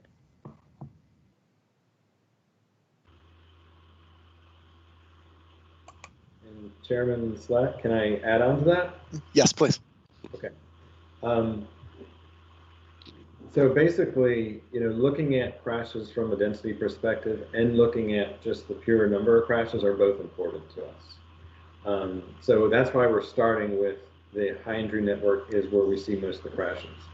And I'll give a hypothetical. If we have an area that has 5 crashes, right? We have to solve those 5 crashes. We have to do something to address those crashes. If we have an area that has 1, it might have a higher crash rate, but we still got to do something at the area that has the larger number of crashes, right? So we recognize that where we're starting isn't necessarily the whole picture. We're going to get more data and we'll be able to look at and assess things in a better way. But what we're doing now is something I think is going to form the core of what we do, because we always got to go to where we see crashes. Because really our goal is 0 critical crashes, 0 people dying, 0 people getting seriously injured. So wherever we see those crashes, we have to kind of follow those areas. But you're right. Yeah. We are going to grow the program as we go. I do think it's also important to point out that the high injury network is not just the busiest roads in the county. It really is a reflection of where we are seeing a highest density of critical crashes. Those are that result in a severe fatal injury. And, it's not necessarily the highest volume. So, we were comfortable with that. I think if we had seen different things based on our analysis, we would have maybe gone in a different direction and tried to do more of the density, but it really captures about 80% of the severe fatal crashes. And, I'm excited to move forward. I'm excited to get more information. I think that'll be very helpful. But, like Dan said, that's our starting point. Thank you, and I'm excited to move forward too. This has been a long time coming, and I do want to reiterate. I just really appreciate the work that staff has done on this. You're trying to address the systemic and cultural work that needs to be done to center safety, and that is the hardest bit. So bravo for jumping on the hardest bit of that problem. I'm just trying to make sure, it also, as a community document, it's important to us in the community to have a plan. Part of the reason to plan is so that people know what to expect. And that's one of my concerns with the document as it was last I saw it, and I'm not 100% sure based on what I've heard today that we're getting there, that we have a Vision Zero plan that helps the community understand where Vision Zero is going to take us, what is going to happen, what they can expect to see. And I think that's really important in a plan. And that also, a plan is an opportunity to have an accountability. The annual report is fantastic. I just want to make sure that we have the metrics in there that will really allow us to reflect and see on if we are making progress. And one of the biggest issues with that is crash data, which is what we all agree we are ultimately trying to move, is noisy data, especially at the low levels, which admirably Arlington is at. You can see, fatal crashes double from year to year, and it's, that's not a huge number. So it's have we actually backslid, or was this just a weird year for crashes? And so I think it's important that we have, I understand staff's reluctance to, we don't want to create a punch list and we don't want to have arbitrary numbers and everything, but from a community perspective, we want some way to measure level of effort, to know that we're making progress, even in the face of noisy crash data, which is maybe not telling us if we're actually, is only going to tell us if we're making progress maybe over a 5-year average or something like that. So to give you a funny way to frame it, I would love you to think about if transportation here in Arlington County were possessed tomorrow by the ghost of Robert Moses, and directed all of you to stop caring about safety and start caring exclusively about moving cars as fast as humanly possible, when the Vision Zero annual report came out a year after adoption, would we be able to tell from the numbers in that report that something has gone horribly wrong and we are not making progress on safety? And it's not just a blip and this was a weird year for crashes. So I don't know exactly what the answer is there, but that's what I'm looking to get to for adoption here. And with that ridiculous framing and question posed to you, I will let that stew in your brain and move on to other commissioners who have delightfully had their hands up and waiting patiently. Commissioner Muradovic. Thank you. I mean, this seems like an immense undertaking, collecting all of this data and presenting it in a fashion that's accessible to people. The concern that I have is that you do not get too caught up in this process of kind of reinventing the wheel. I mean, Vision Zero is a concept that's existed formally as a word since 1995. There are already at least two cities that I know of that have met their Vision Zero objectives, at least in terms of pedestrian and cyclist. Oslo and Helsinki, those are cities that have population about 3 times the size of Arlington. Like there's this, I think for anybody that follows transportation, there's this, the debate here in the US, there's like this thing that like, oh, we need to evaluate, but there's examples abroad of how it works. The stuff that we're trying to do is the ultimate goal is not new. The way that we're presenting it, I think, is like unique. I haven't seen other cities go to these lengths to have this data and to make it so presentable. But I just, at the end of the day, it's about having fewer crashes, and 3 years out might be too much time. And also, I want to reiterate, align myself with what some of the other commissioners said about VMTs. Vehicle mile traveled. We definitely need to reduce those in terms of safety, but also in terms of decarbonization and everything. Like, I mean, it just is not in alignment with anything in our future plans. So I'll conclude with that before I continue rambling. Thanks. Thank you, Commissioner Muradovic. Commissioner Price, you're up next. Yeah, sorry, after all that discussion earlier for me, I realized that, hey, I actually didn't ask the question I wanted to actually ask. So after seeing the Vision Zero was going to be on the agenda, I went, I wanted to check out how Arlington's kind of compared to other cities. And I've got to say, we kind of mirror a lot of what Portland has done based on my reading of our document versus what Portland has produced. But one of the things I did notice from the Portland Vision Zero plan was that they adopted in 2016, but then they had a 2-year update. So one of the things I was thinking, I want to ask about it, are we considering that as part of this process? Are we going to, adopt this plan and then update it every 2 years, every 3 years? Is there a plan? So I want to get away from the fact that it seems, as it is written, that this is a great action plan that needs a plan. So it's a plan for a plan. And I want to ask if we're looking to get more specificity, I guess, in maybe the next iteration of it. If there's going to be an update to it, can staff address that? Sure, that's a great question. And we actually have developed a graphic timeline to show that that's going in the next iteration of the plan, and something that I'm excited for people to see, because we have 1 to 2 year action items, we have 3 to 4 year action items, and then we have 5+ year action items, and our target year is 2030. So really this is intended to be a 5-year plan, and as we implement action items, we're gonna start to understand kind of what we have in front of us, I think, a little bit better. And we are going to be evolving the action items, as we continue on in this 5-year progress, or in this 5-year timeline. So we're planning on beginning the update probably around year 4. That's when we start to plan, for the next 5 years, see how we're going.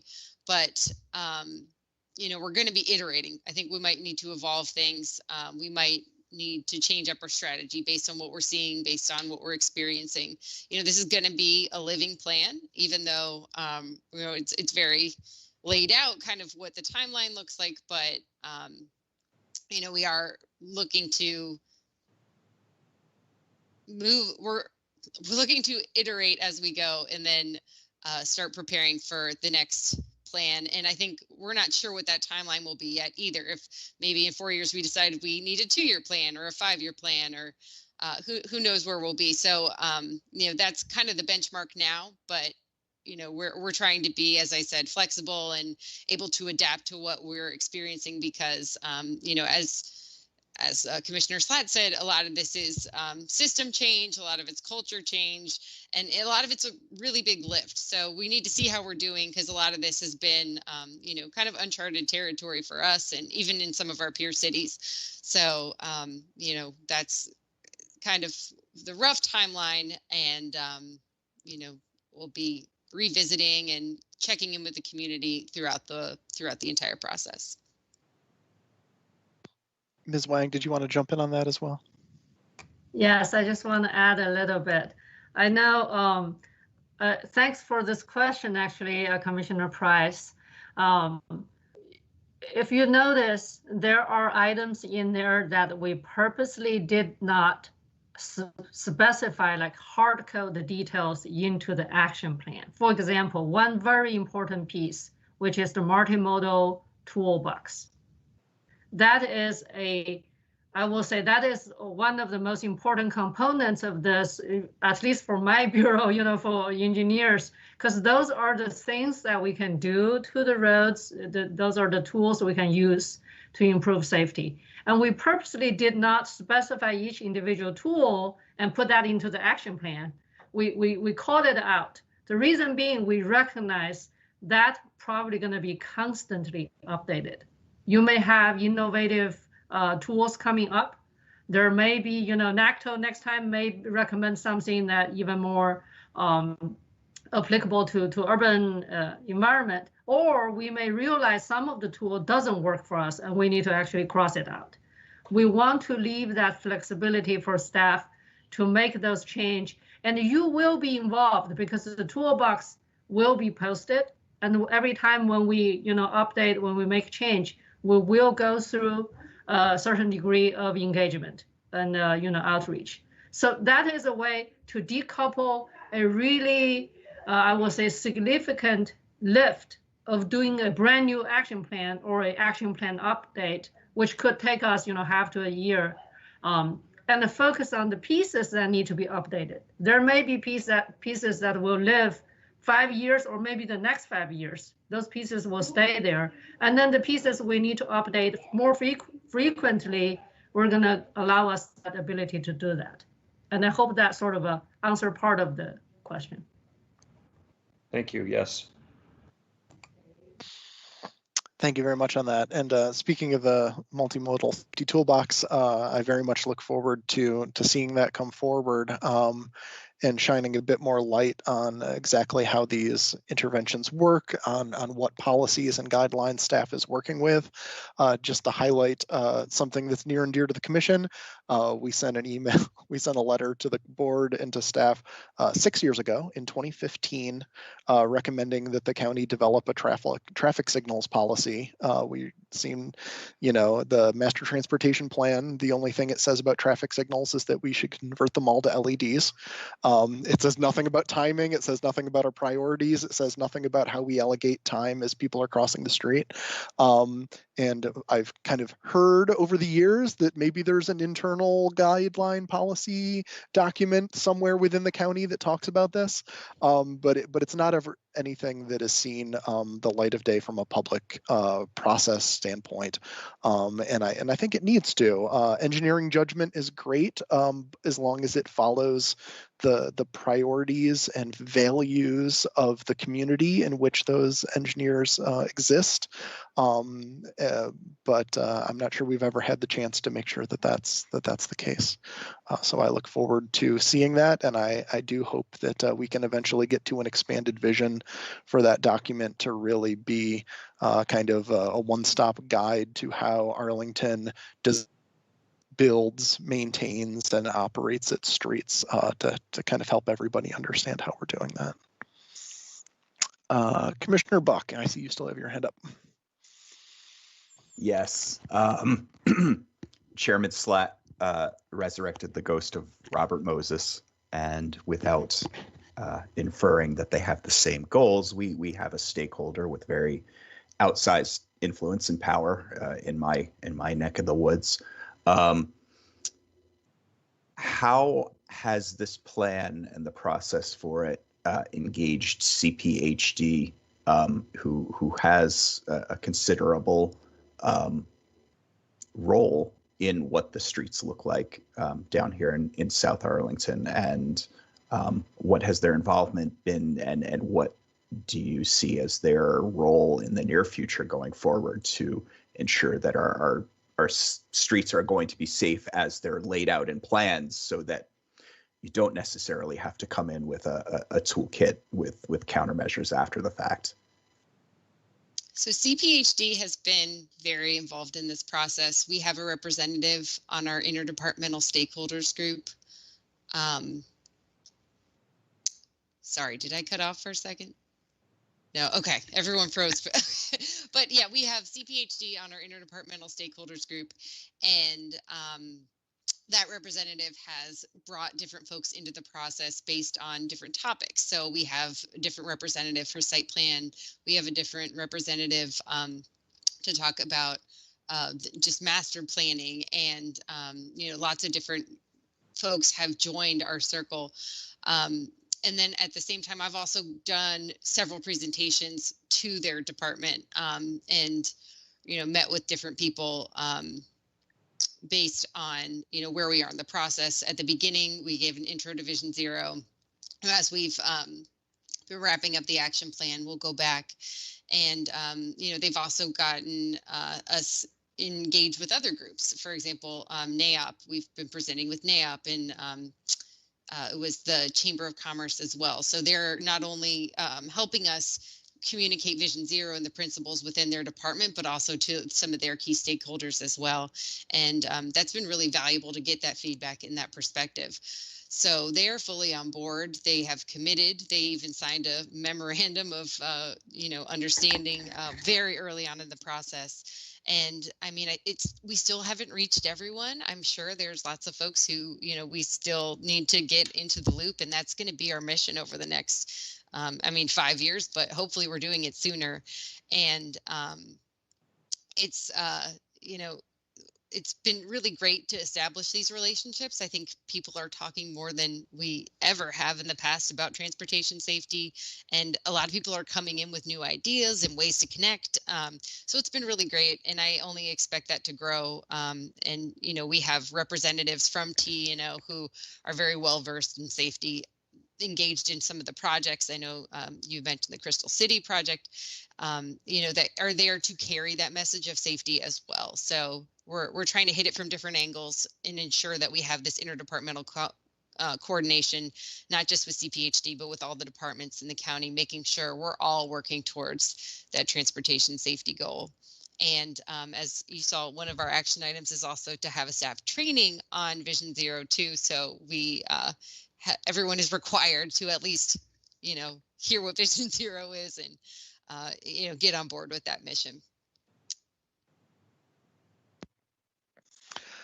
Fantastic. This has been an absolutely great conversation, whether intended or not. I think it's been really great to have a month early check-in and hearing how things are changing as the result of prior feedback and everything. unless other commissioners want to raise their hand real quick with one final question or comment, I will just thank you for your time and say we really look forward to getting a final document at your earliest convenience to review and see. And I hope we're all together pulling in the same direction to recommend approval to the board next month. Absolutely. Thank you so much for having us. I apologize for the action fake out, and we will look forward to, sharing the new plan with you and then following up from there. So appreciate all the feedback. If you think of anything after, feel free to reach out to staff. Thanks. Thank you. And next we have on the agenda one information item with two parts related to South East Street. Part one is the Ordinance of Encroachment to permit the encroachment of portions of a fence, bollards, grounding wire, and emergency ingress/egress gate on property owned by the County Board of Arlington County, Virginia, located on South East Street, Arlington, Virginia. RPC number 37037-065 with conditions. Part two is a license agreement between the County Board of Arlington County, Virginia as licensee and Virginia Electric and Power Company as licensor, granting permission to use a portion of Virginia Electric and Power Company property known as 3225 South East Street, Arlington County, Virginia, RPC 37-037-055. And with that, Michael Haluski, I will turn it over to you and your representatives. Thank you, Ms. Obukoya, and good evening, commissioners. My name is Michael Haluski. I'm a real estate specialist with the Department of Environmental Services, and I'm here tonight to present these two land transactions as an information item to you. These are part of Dominion's Glebe rebuild project for the substation that's just off of South Glebe Road. I'm going to give a real brief overview of the two transactions and a little bit of the history that's associated with them. And then Dominion and their representatives are also in the meeting tonight. I believe they have a short presentation, and then I'll be available if you have any questions to ask based on what you hear tonight. First, let me bring up I will share my screen, and if everybody can confirm that you can see the graphic that's on the screen. I can see. Okay, so this is the proposed, generally this is, I'll orient everyone. This is sort of the very south end of South East Street that you see here, this turnabout. This is the existing Dominion substation. And then we have the 4 Mile Run Trail that runs along the south side of the substation here, and then actual 4 Mile Run Creek is all the way here on the left side. So looking at the history of this, going back to 1989, the county board approved an exchange agreement with Dominion where we would essentially swap these two colored parcels that you see on this exhibit. So this area that's shaded in light blue, that's a portion of Dominion's property that Dominion owns that the 4 Mile Run Trail is on. Similarly, the area that's highlighted in yellow, this is an area of a county, adjacent county owned parcel that Dominion, their current fence line is in. And so as part of this Glebe project, Dominion wants to replace the fence all around the perimeter with a new high security fence. It's going in the exact same location as the existing chain link fences. They're also proposing to add bollards along the trail side. We can talk about the details of those a little bit more in a minute. But what this brought to light when they brought it to the county is that this exchange from 1989 never actually occurred. So both parties went ahead. Dominion built their existing fence on the property that they thought was theirs. The county is constructed and continued to maintain and operate the bike trail on this portion of the Dominion property. And now it's come to light that that exchange never occurred. we looked at doing the exchange now, although with the advice of the county attorney's office, we decided to not pursue a re-subdivision and land swap, but instead to grant an encroachment ordinance for, again, a new fence that would be going back in the same location, and these new bollards that that you can see right here. And there's a little bit better detail on this page. You can see there's 5 bollards here, and there's another 6 on this side before it comes back onto the Dominion parcel. So this is what the actions that are going to the board at the April hearing. It's a license agreement that would allow the county to continue to maintain and operate the 4 Mile Run Trail on this portion of Dominion's parcel. And that's the consideration for granting an ordinance of encroachment to allow the new fence and the bollards, and this red line here is a grounding wire that goes around the entire perimeter of the facility. So the only thing that is above grade here would be the bollards and the new fence. The bollards are a minimum of 2 feet off of the edge of the trail to maintain a pull-off area for pedestrians and bicyclists using the trail. And we wanted to bring this to the Transportation Commission just so that everyone is aware that this project is moving forward. I think Dominion will have a little bit more information in their presentation about the timing of when they be making these improvements to their station. None of the work will impact the trail physically, although they will have to close the trail for a period of time for safety reasons while they're constructing adjacent to the trail. And so part of that, there is a condition in the encroachment ordinance that requires Dominion to get a modification to transportation plan approved by county staff in the Transportation Engineering and Operations Division of DOT.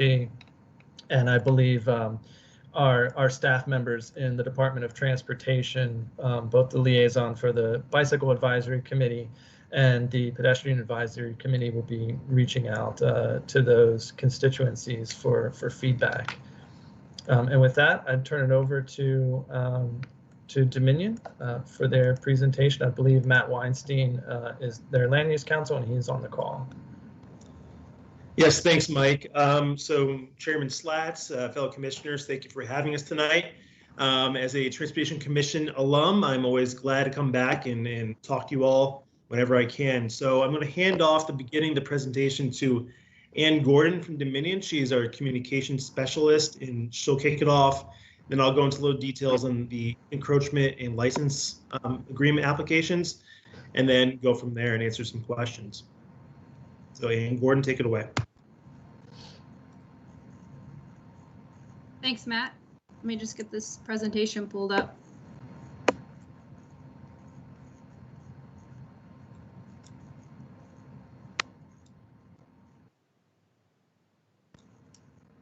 All right, can everyone see this? Yes. Yep. Looks good. Okay, great. Hey, good evening, everyone. Thanks for having us. My name's Ann Gordon Michael. I'm a communications specialist here at Dominion. And really tonight, we just wanted to provide an overview of the Glebe Rebuild project and how this encroachment application is a piece to be able to get us to the next step to complete the project. But here's a picture of the existing Glebe substation on South Eads Street.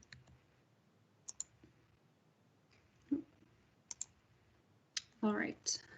So like I said, tonight we're just going to review the scope of work, all the things that are involved with the Glebe Rebuild project and why it's important to your area, and some of the construction impacts that you may notice as a trail user or someone who might be frequently in the area. And then I'll let Matt say anything that was not covered about the encroachment application, and then we'll just review the timeline as it stands now and then answer any questions that you might have. So here's a aerial shot of the work area. Here we have the Glebe substation, And then the other components part of this project, although they're not in the name, we tried to keep the name short by naming it the Glebe Rebuild Project, but there are a few other components to the project. But I'll go ahead and just kind of show you what's involved. We have a rebuild of the existing Glebe substation, which has been in existence since the 1970s. So the equipment is reaching its end of service life, and it needs to be replaced so that we can continue operating safely and efficiently for many years to come. We also have this existing overhead transmission line, which goes over to the Potomac Yard transition station on the other side of 4 Mile Run. And this transmission line also needs to be replaced. So we'll be rebuilding this substation and converting it to a new technology called GIS, or gas insulated substation equipment. So the equipment inside currently is what we call air insulated equipment. And a benefit of having this new GIS equipment is, one, it's newer technology. It's really the best available, but most importantly, it takes up a lot less space than a traditional substation. So it allows us to accommodate for new equipment and new growth. But also, as you can see here, we don't really have any room for expansion. So this will allow us to create a little bit more room and allow space to accept this new underground electric transmission line. And as mentioned before, we will also be replacing the existing fence. And just to go back a few slides, this is the chain link, 8-foot chain link fence with the barbed wire at the top. And we'll be replacing it with a type of metal mesh that is a little bit taller, and it will hide more equipment. So it should improve the look of the substation. And also, since the height is increasing, we won't need that barbed wire at the top anymore. So hopefully that will be a visual improvement that the community will enjoy. So additionally, once we construct this new underground line, we will remove the existing overhead line from service, and we will decommission the Potomac Yard transition station. This new underground line will connect to an existing underground line that runs along Richmond Highway.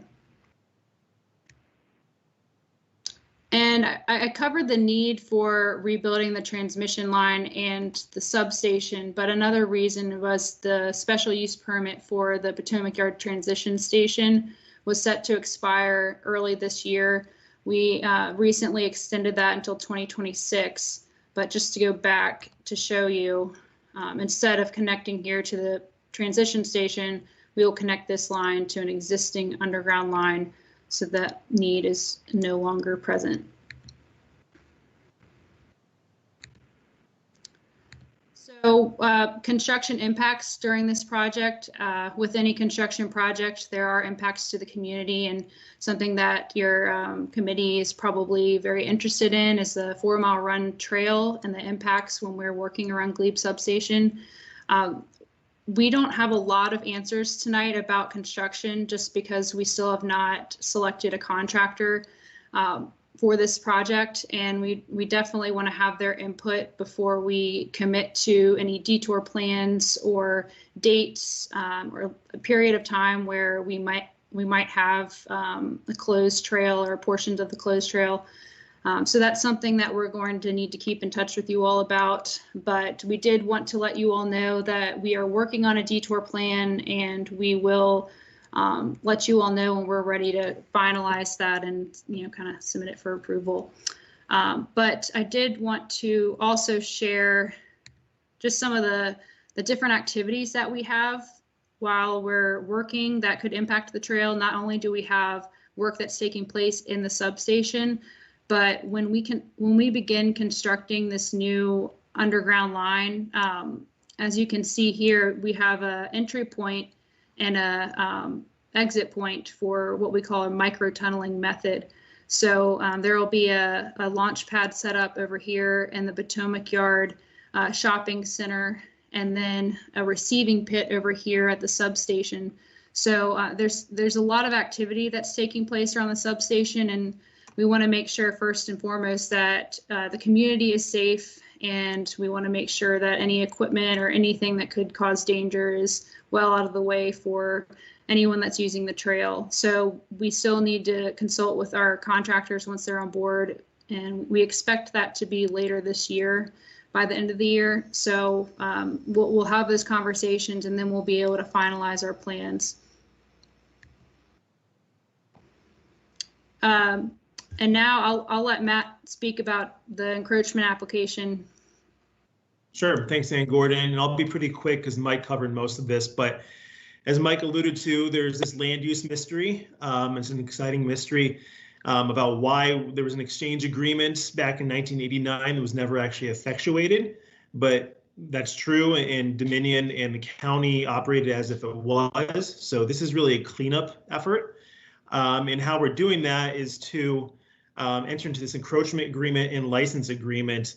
And it's really designed to allow Dominion to finalize its engineering as it goes to the engineering plans and construction later down the line. As some of you may know, this is a by right project. This is in an industrial zone, so it's by right, so it's not going to go through a site plan process. But nonetheless, we have to get our engineering locked in, and that's why we're bringing the encroachment forward now. Next slide. All right, so quickly summarize the encroachment and license agreement.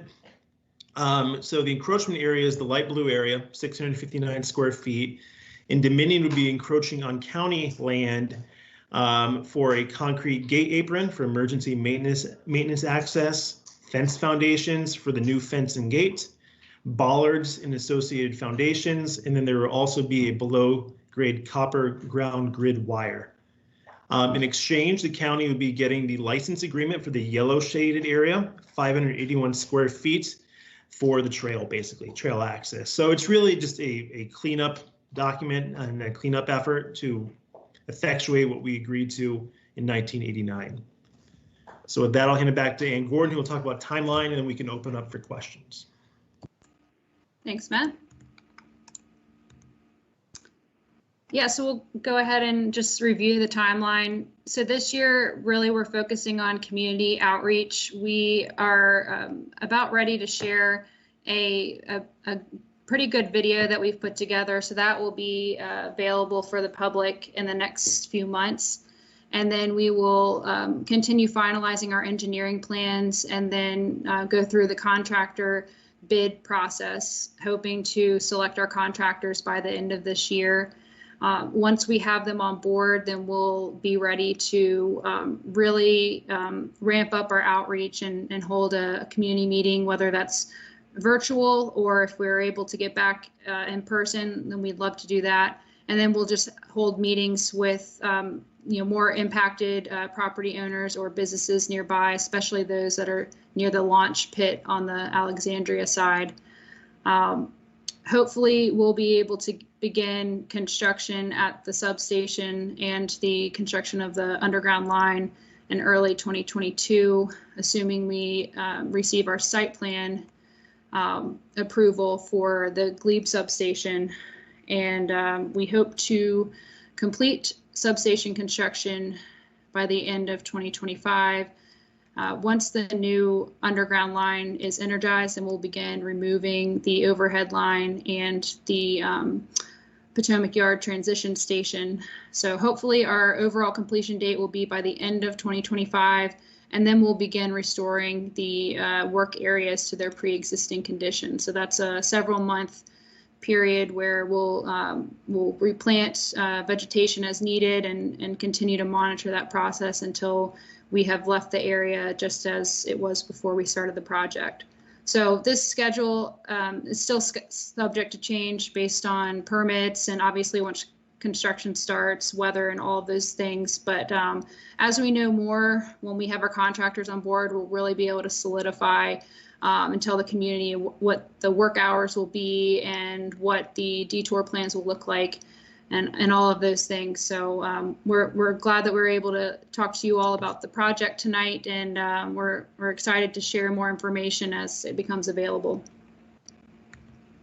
And I totally just started off and did not introduce the rest of the team, so I'll just let you all know before we get to questions that we have our project manager here, John Kasak. Ken Wagner is our project consultant.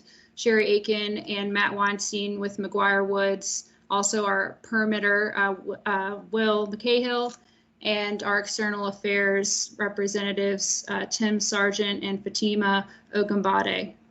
I think I got everyone, but happy to take any questions that you might have. Thank you very much. Ms. Obakai, I assume we do not have any speakers on this item. No, I wouldn't expect so. This feels very little esoteric here. All right, I have a couple questions that I will kick off with, and we'll see if anybody else jumps in. My first one is the bollard. The first thing that jumped out at me is the bollards being 2 feet from the trail, and I tried to. It just seemed close to me, so I did a little bit of digging around to see if I could find any kind of trail standards. What's an appropriate distance from the trail for a kind of a hard fixed object like that? And the thing that jumped out at me was VDOT has some trail standards, and if this were like a retaining wall or a fence near a slope next to a trail, from a VDOT standard standpoint, those kind of walls and fixed objects would need to be 3 feet from the trail. And I was just wondering how that 2 feet was arrived at, if there is some sort of standard that's being followed there, or if there's anybody who can speak to that distance. Yeah, so I think Ken Wagner, a project engineer from Draper Aiden, would be a good person to talk to about that. Ken? Basically, we had got direction in working with the city. We're sort of limited with how much area there really is there to work in, and that's what existing area that we have today. And we basically kept the bollards only about 1 foot away from our fence, but 2 foot away from the trail edge. So that's basically what we have to work with, and that's what we sort of settled on. Okay, I'm going to jump to Commissioner Buck, and then I've got a couple more questions in a moment. Sure. I'm thrilled to see the barbed wire going. That's awesome.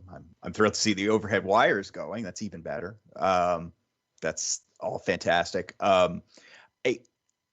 There's a coming off of Eads and onto the trail. There's a little bit of a line of sight kind of issue with the trail does a little bend and the fence is there. And can you talk to or consider or take back in the revised fence design? Is it going to be easier or harder? Is it going to be more opaque or less to be able to sort of see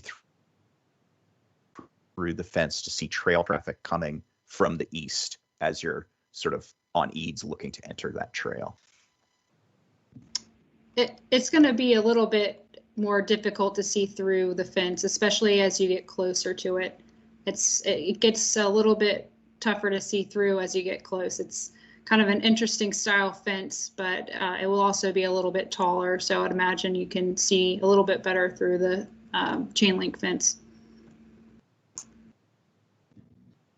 Yeah, and we would be happy to send an image or rendering of what the fence will look like to you all if that'd be helpful. I know that security considerations were the major considerations for the new fence design, but we'd be happy to send you the mock-up if you want to see it. Okay. And the other thing I was going to mention is I know you don't have a lot of details on the maintenance of traffic. I had received an email from somebody who I think is working with you guys directly, Dana Bress.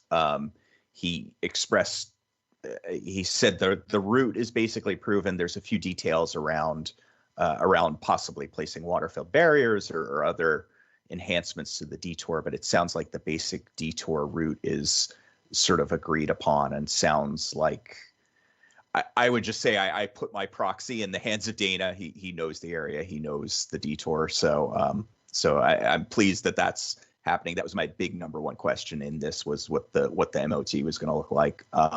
But yeah, if there's going to be community follow-up as well with sort of announcement of what the finalized MOT is, that makes me happy. So thank you. Yeah, we have been working with Dana. He has been really helpful, and I know he's been reaching out to different folks to get some input. So I've really just been waiting to hear if anyone has any other comments. But I think based on the feedback that I've heard from him, he's been pretty pleased with our design as we have it. So hopefully we'll be able to solidify that soon. Great. Yeah, that's one of the other things I was going to jump into is the maintenance of traffic. And I think, it thankfully is not that hard here. There's kind of an easy pedestrian route that only goes like a block out of your way there on Glebe. There's a decent sidewalk. And we basically have a bike detour that we've done except on the opposite side when the Alexandria side of the 4-mile run trail was closed in the past. And the only thing that's tough about that detour is the Mount Vernon Avenue Bridge, which I think is why the water-filled barrier thing has come up, because that was certainly put in place when the Alexandria 4-mile run trail was closed. So I hope we can duplicate that if that's the plan going forward. I did have a couple more questions. So the encroachment agreement talks about this gate for emergency maintenance access. Can you talk more about that emergency maintenance, what that might look like or involve if that were to have to happen at some point? Sure. John Kasek or Will, do you want to speak to that? Go ahead, Ken. You can take it. Yeah. Basically, we've put a gate on that side of the substation only to be used during emergency access. We do have, I believe, 2 to 3 gates on the southeast street to access everything, but there is that one corner which is closest to the WMATA bus yard that we neighbor that is just a tough place to get to. And because of the equipment and the different needs that we have in that area, we just want to keep that in our back pocket because there is a gate that exists there today. Okay, great. That's very helpful. And then I think this one's for former Commissioner Weinstein. Is usually we see public access easements coming through a transportation commission, and this is designed as a license. Can you talk? Is there any functional difference to the public between having this 4-mile run trail crossing an area of Dominion land that the county has a license for public access to versus an easement? No, functionally, no. It's the exact same thing. It's just Dominion historically has a preference for license agreements over easements. And we were able to work off the Dominion form with the county, license agreement form with the county. But in terms of functional access or anything, no, it should be the exact same. All the terms to the license agreement are in the license agreement. So it will function the same, essentially as an easement. Great. And then with this construction, would you expect that there would be equipment, driving on the trail, crossing the trail, sitting on the trail over the course of construction? I would defer to Ken on the details of that. I don't know if we've quite identified the access points yet. Yeah, basically we've worked with the different properties around the area, and we're early in the negotiation about what areas we can use or utilize for the construction of the substation, because there is some very large components associated with this construction. But of course, like Ann had mentioned previously, we're really waiting for a contractor to come on board to get more or less to be able to solidify the ideas that we have out there. That's it. Great, thank you. And I keep watching, but for some reason, no other commissioners seem to have questions about this this crazy agenda item. So I will just close with one thought. I appreciate you guys coming out. My only concern looking at this project is, one, your construction timeline is like astronomically long, right? This is like 4 years, maybe more of construction, and you're not willing to commit at this point. How many trail closures they might be, and when and for how long. This is a really important trail to the community. It gets a lot of usage, and I'm also concerned about this construction. I've seen utilities that get the use of a trail during construction in the past and have left the trail in far worse shape than it started. And I would really hope that we don't see a repeat of that as part of this project. Especially if the community is also going to have to be dealing with trail closures. I hope that this project can leave the trail in better shape than it found it, rather than worse. And so if something does need to be worked out where equipment is on the trail, trails are really not designed for that. I hope that Dominion would do their part and reconstruct the trail, to better shape than they found it, so that this project can not just provide a nice upgraded station that looks better for the community, but also make sure that this important trail amenity is also better than when the project started. Yes, absolutely. And as I mentioned before in my in the restoration plan, part of that is not only replanting or anything like that, but repairing anything that we may have damaged.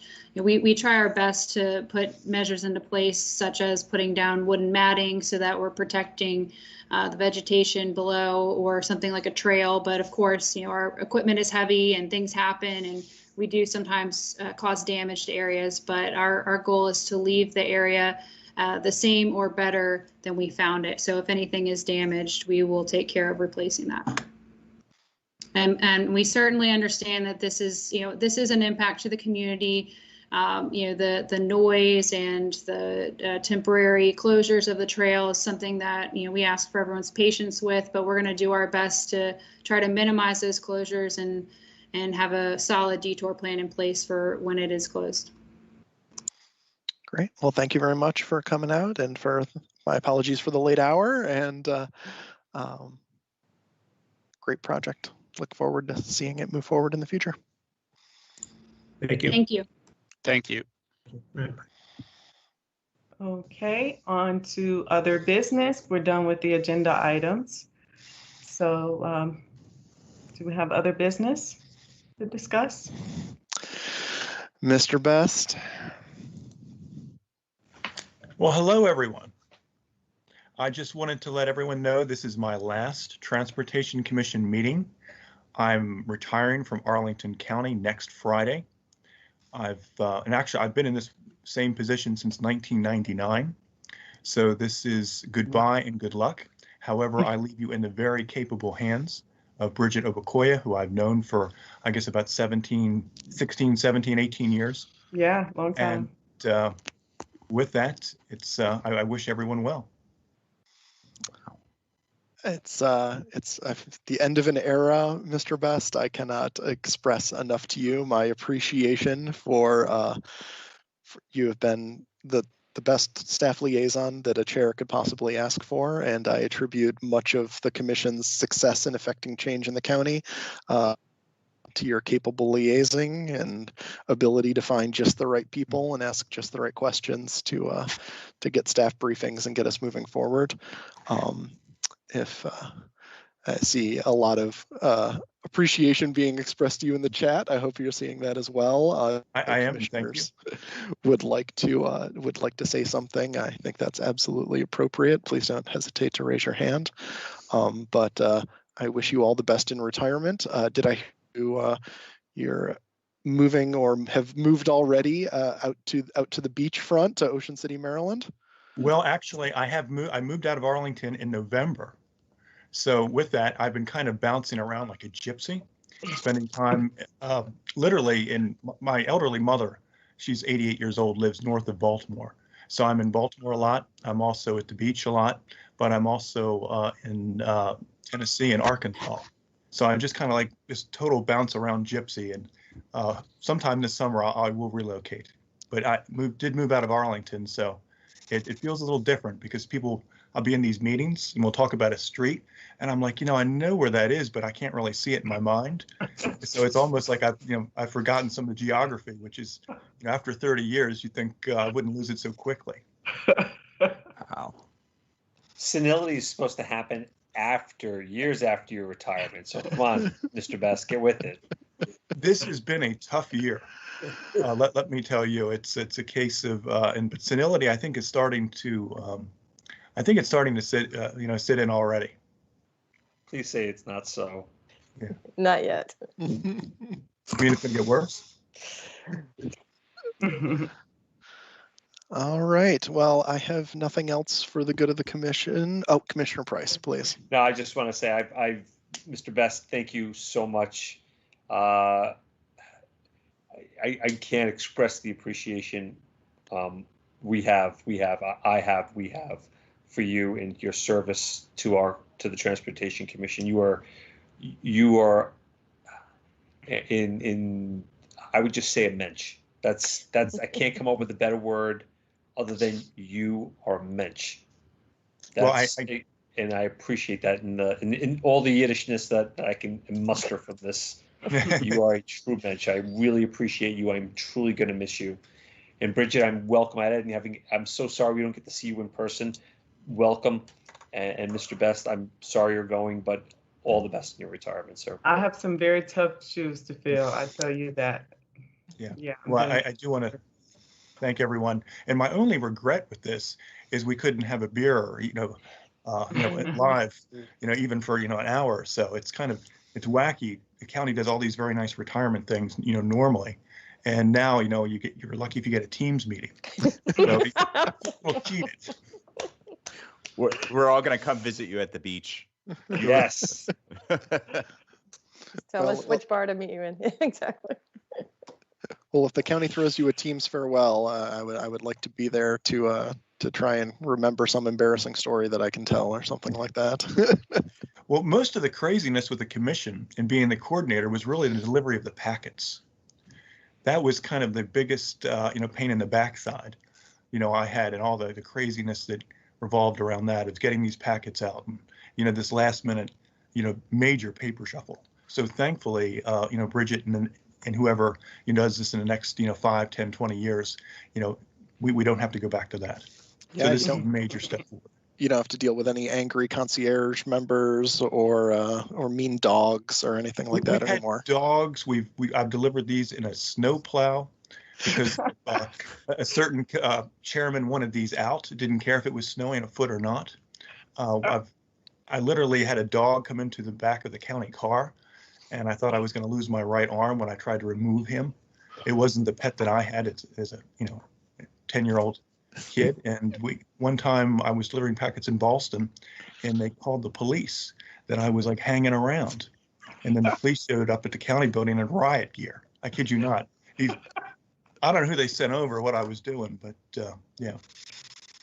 Wow. So that's the craziness of delivering packets. Oh, packets. Oh, welcome, boy. Bridget. Wow.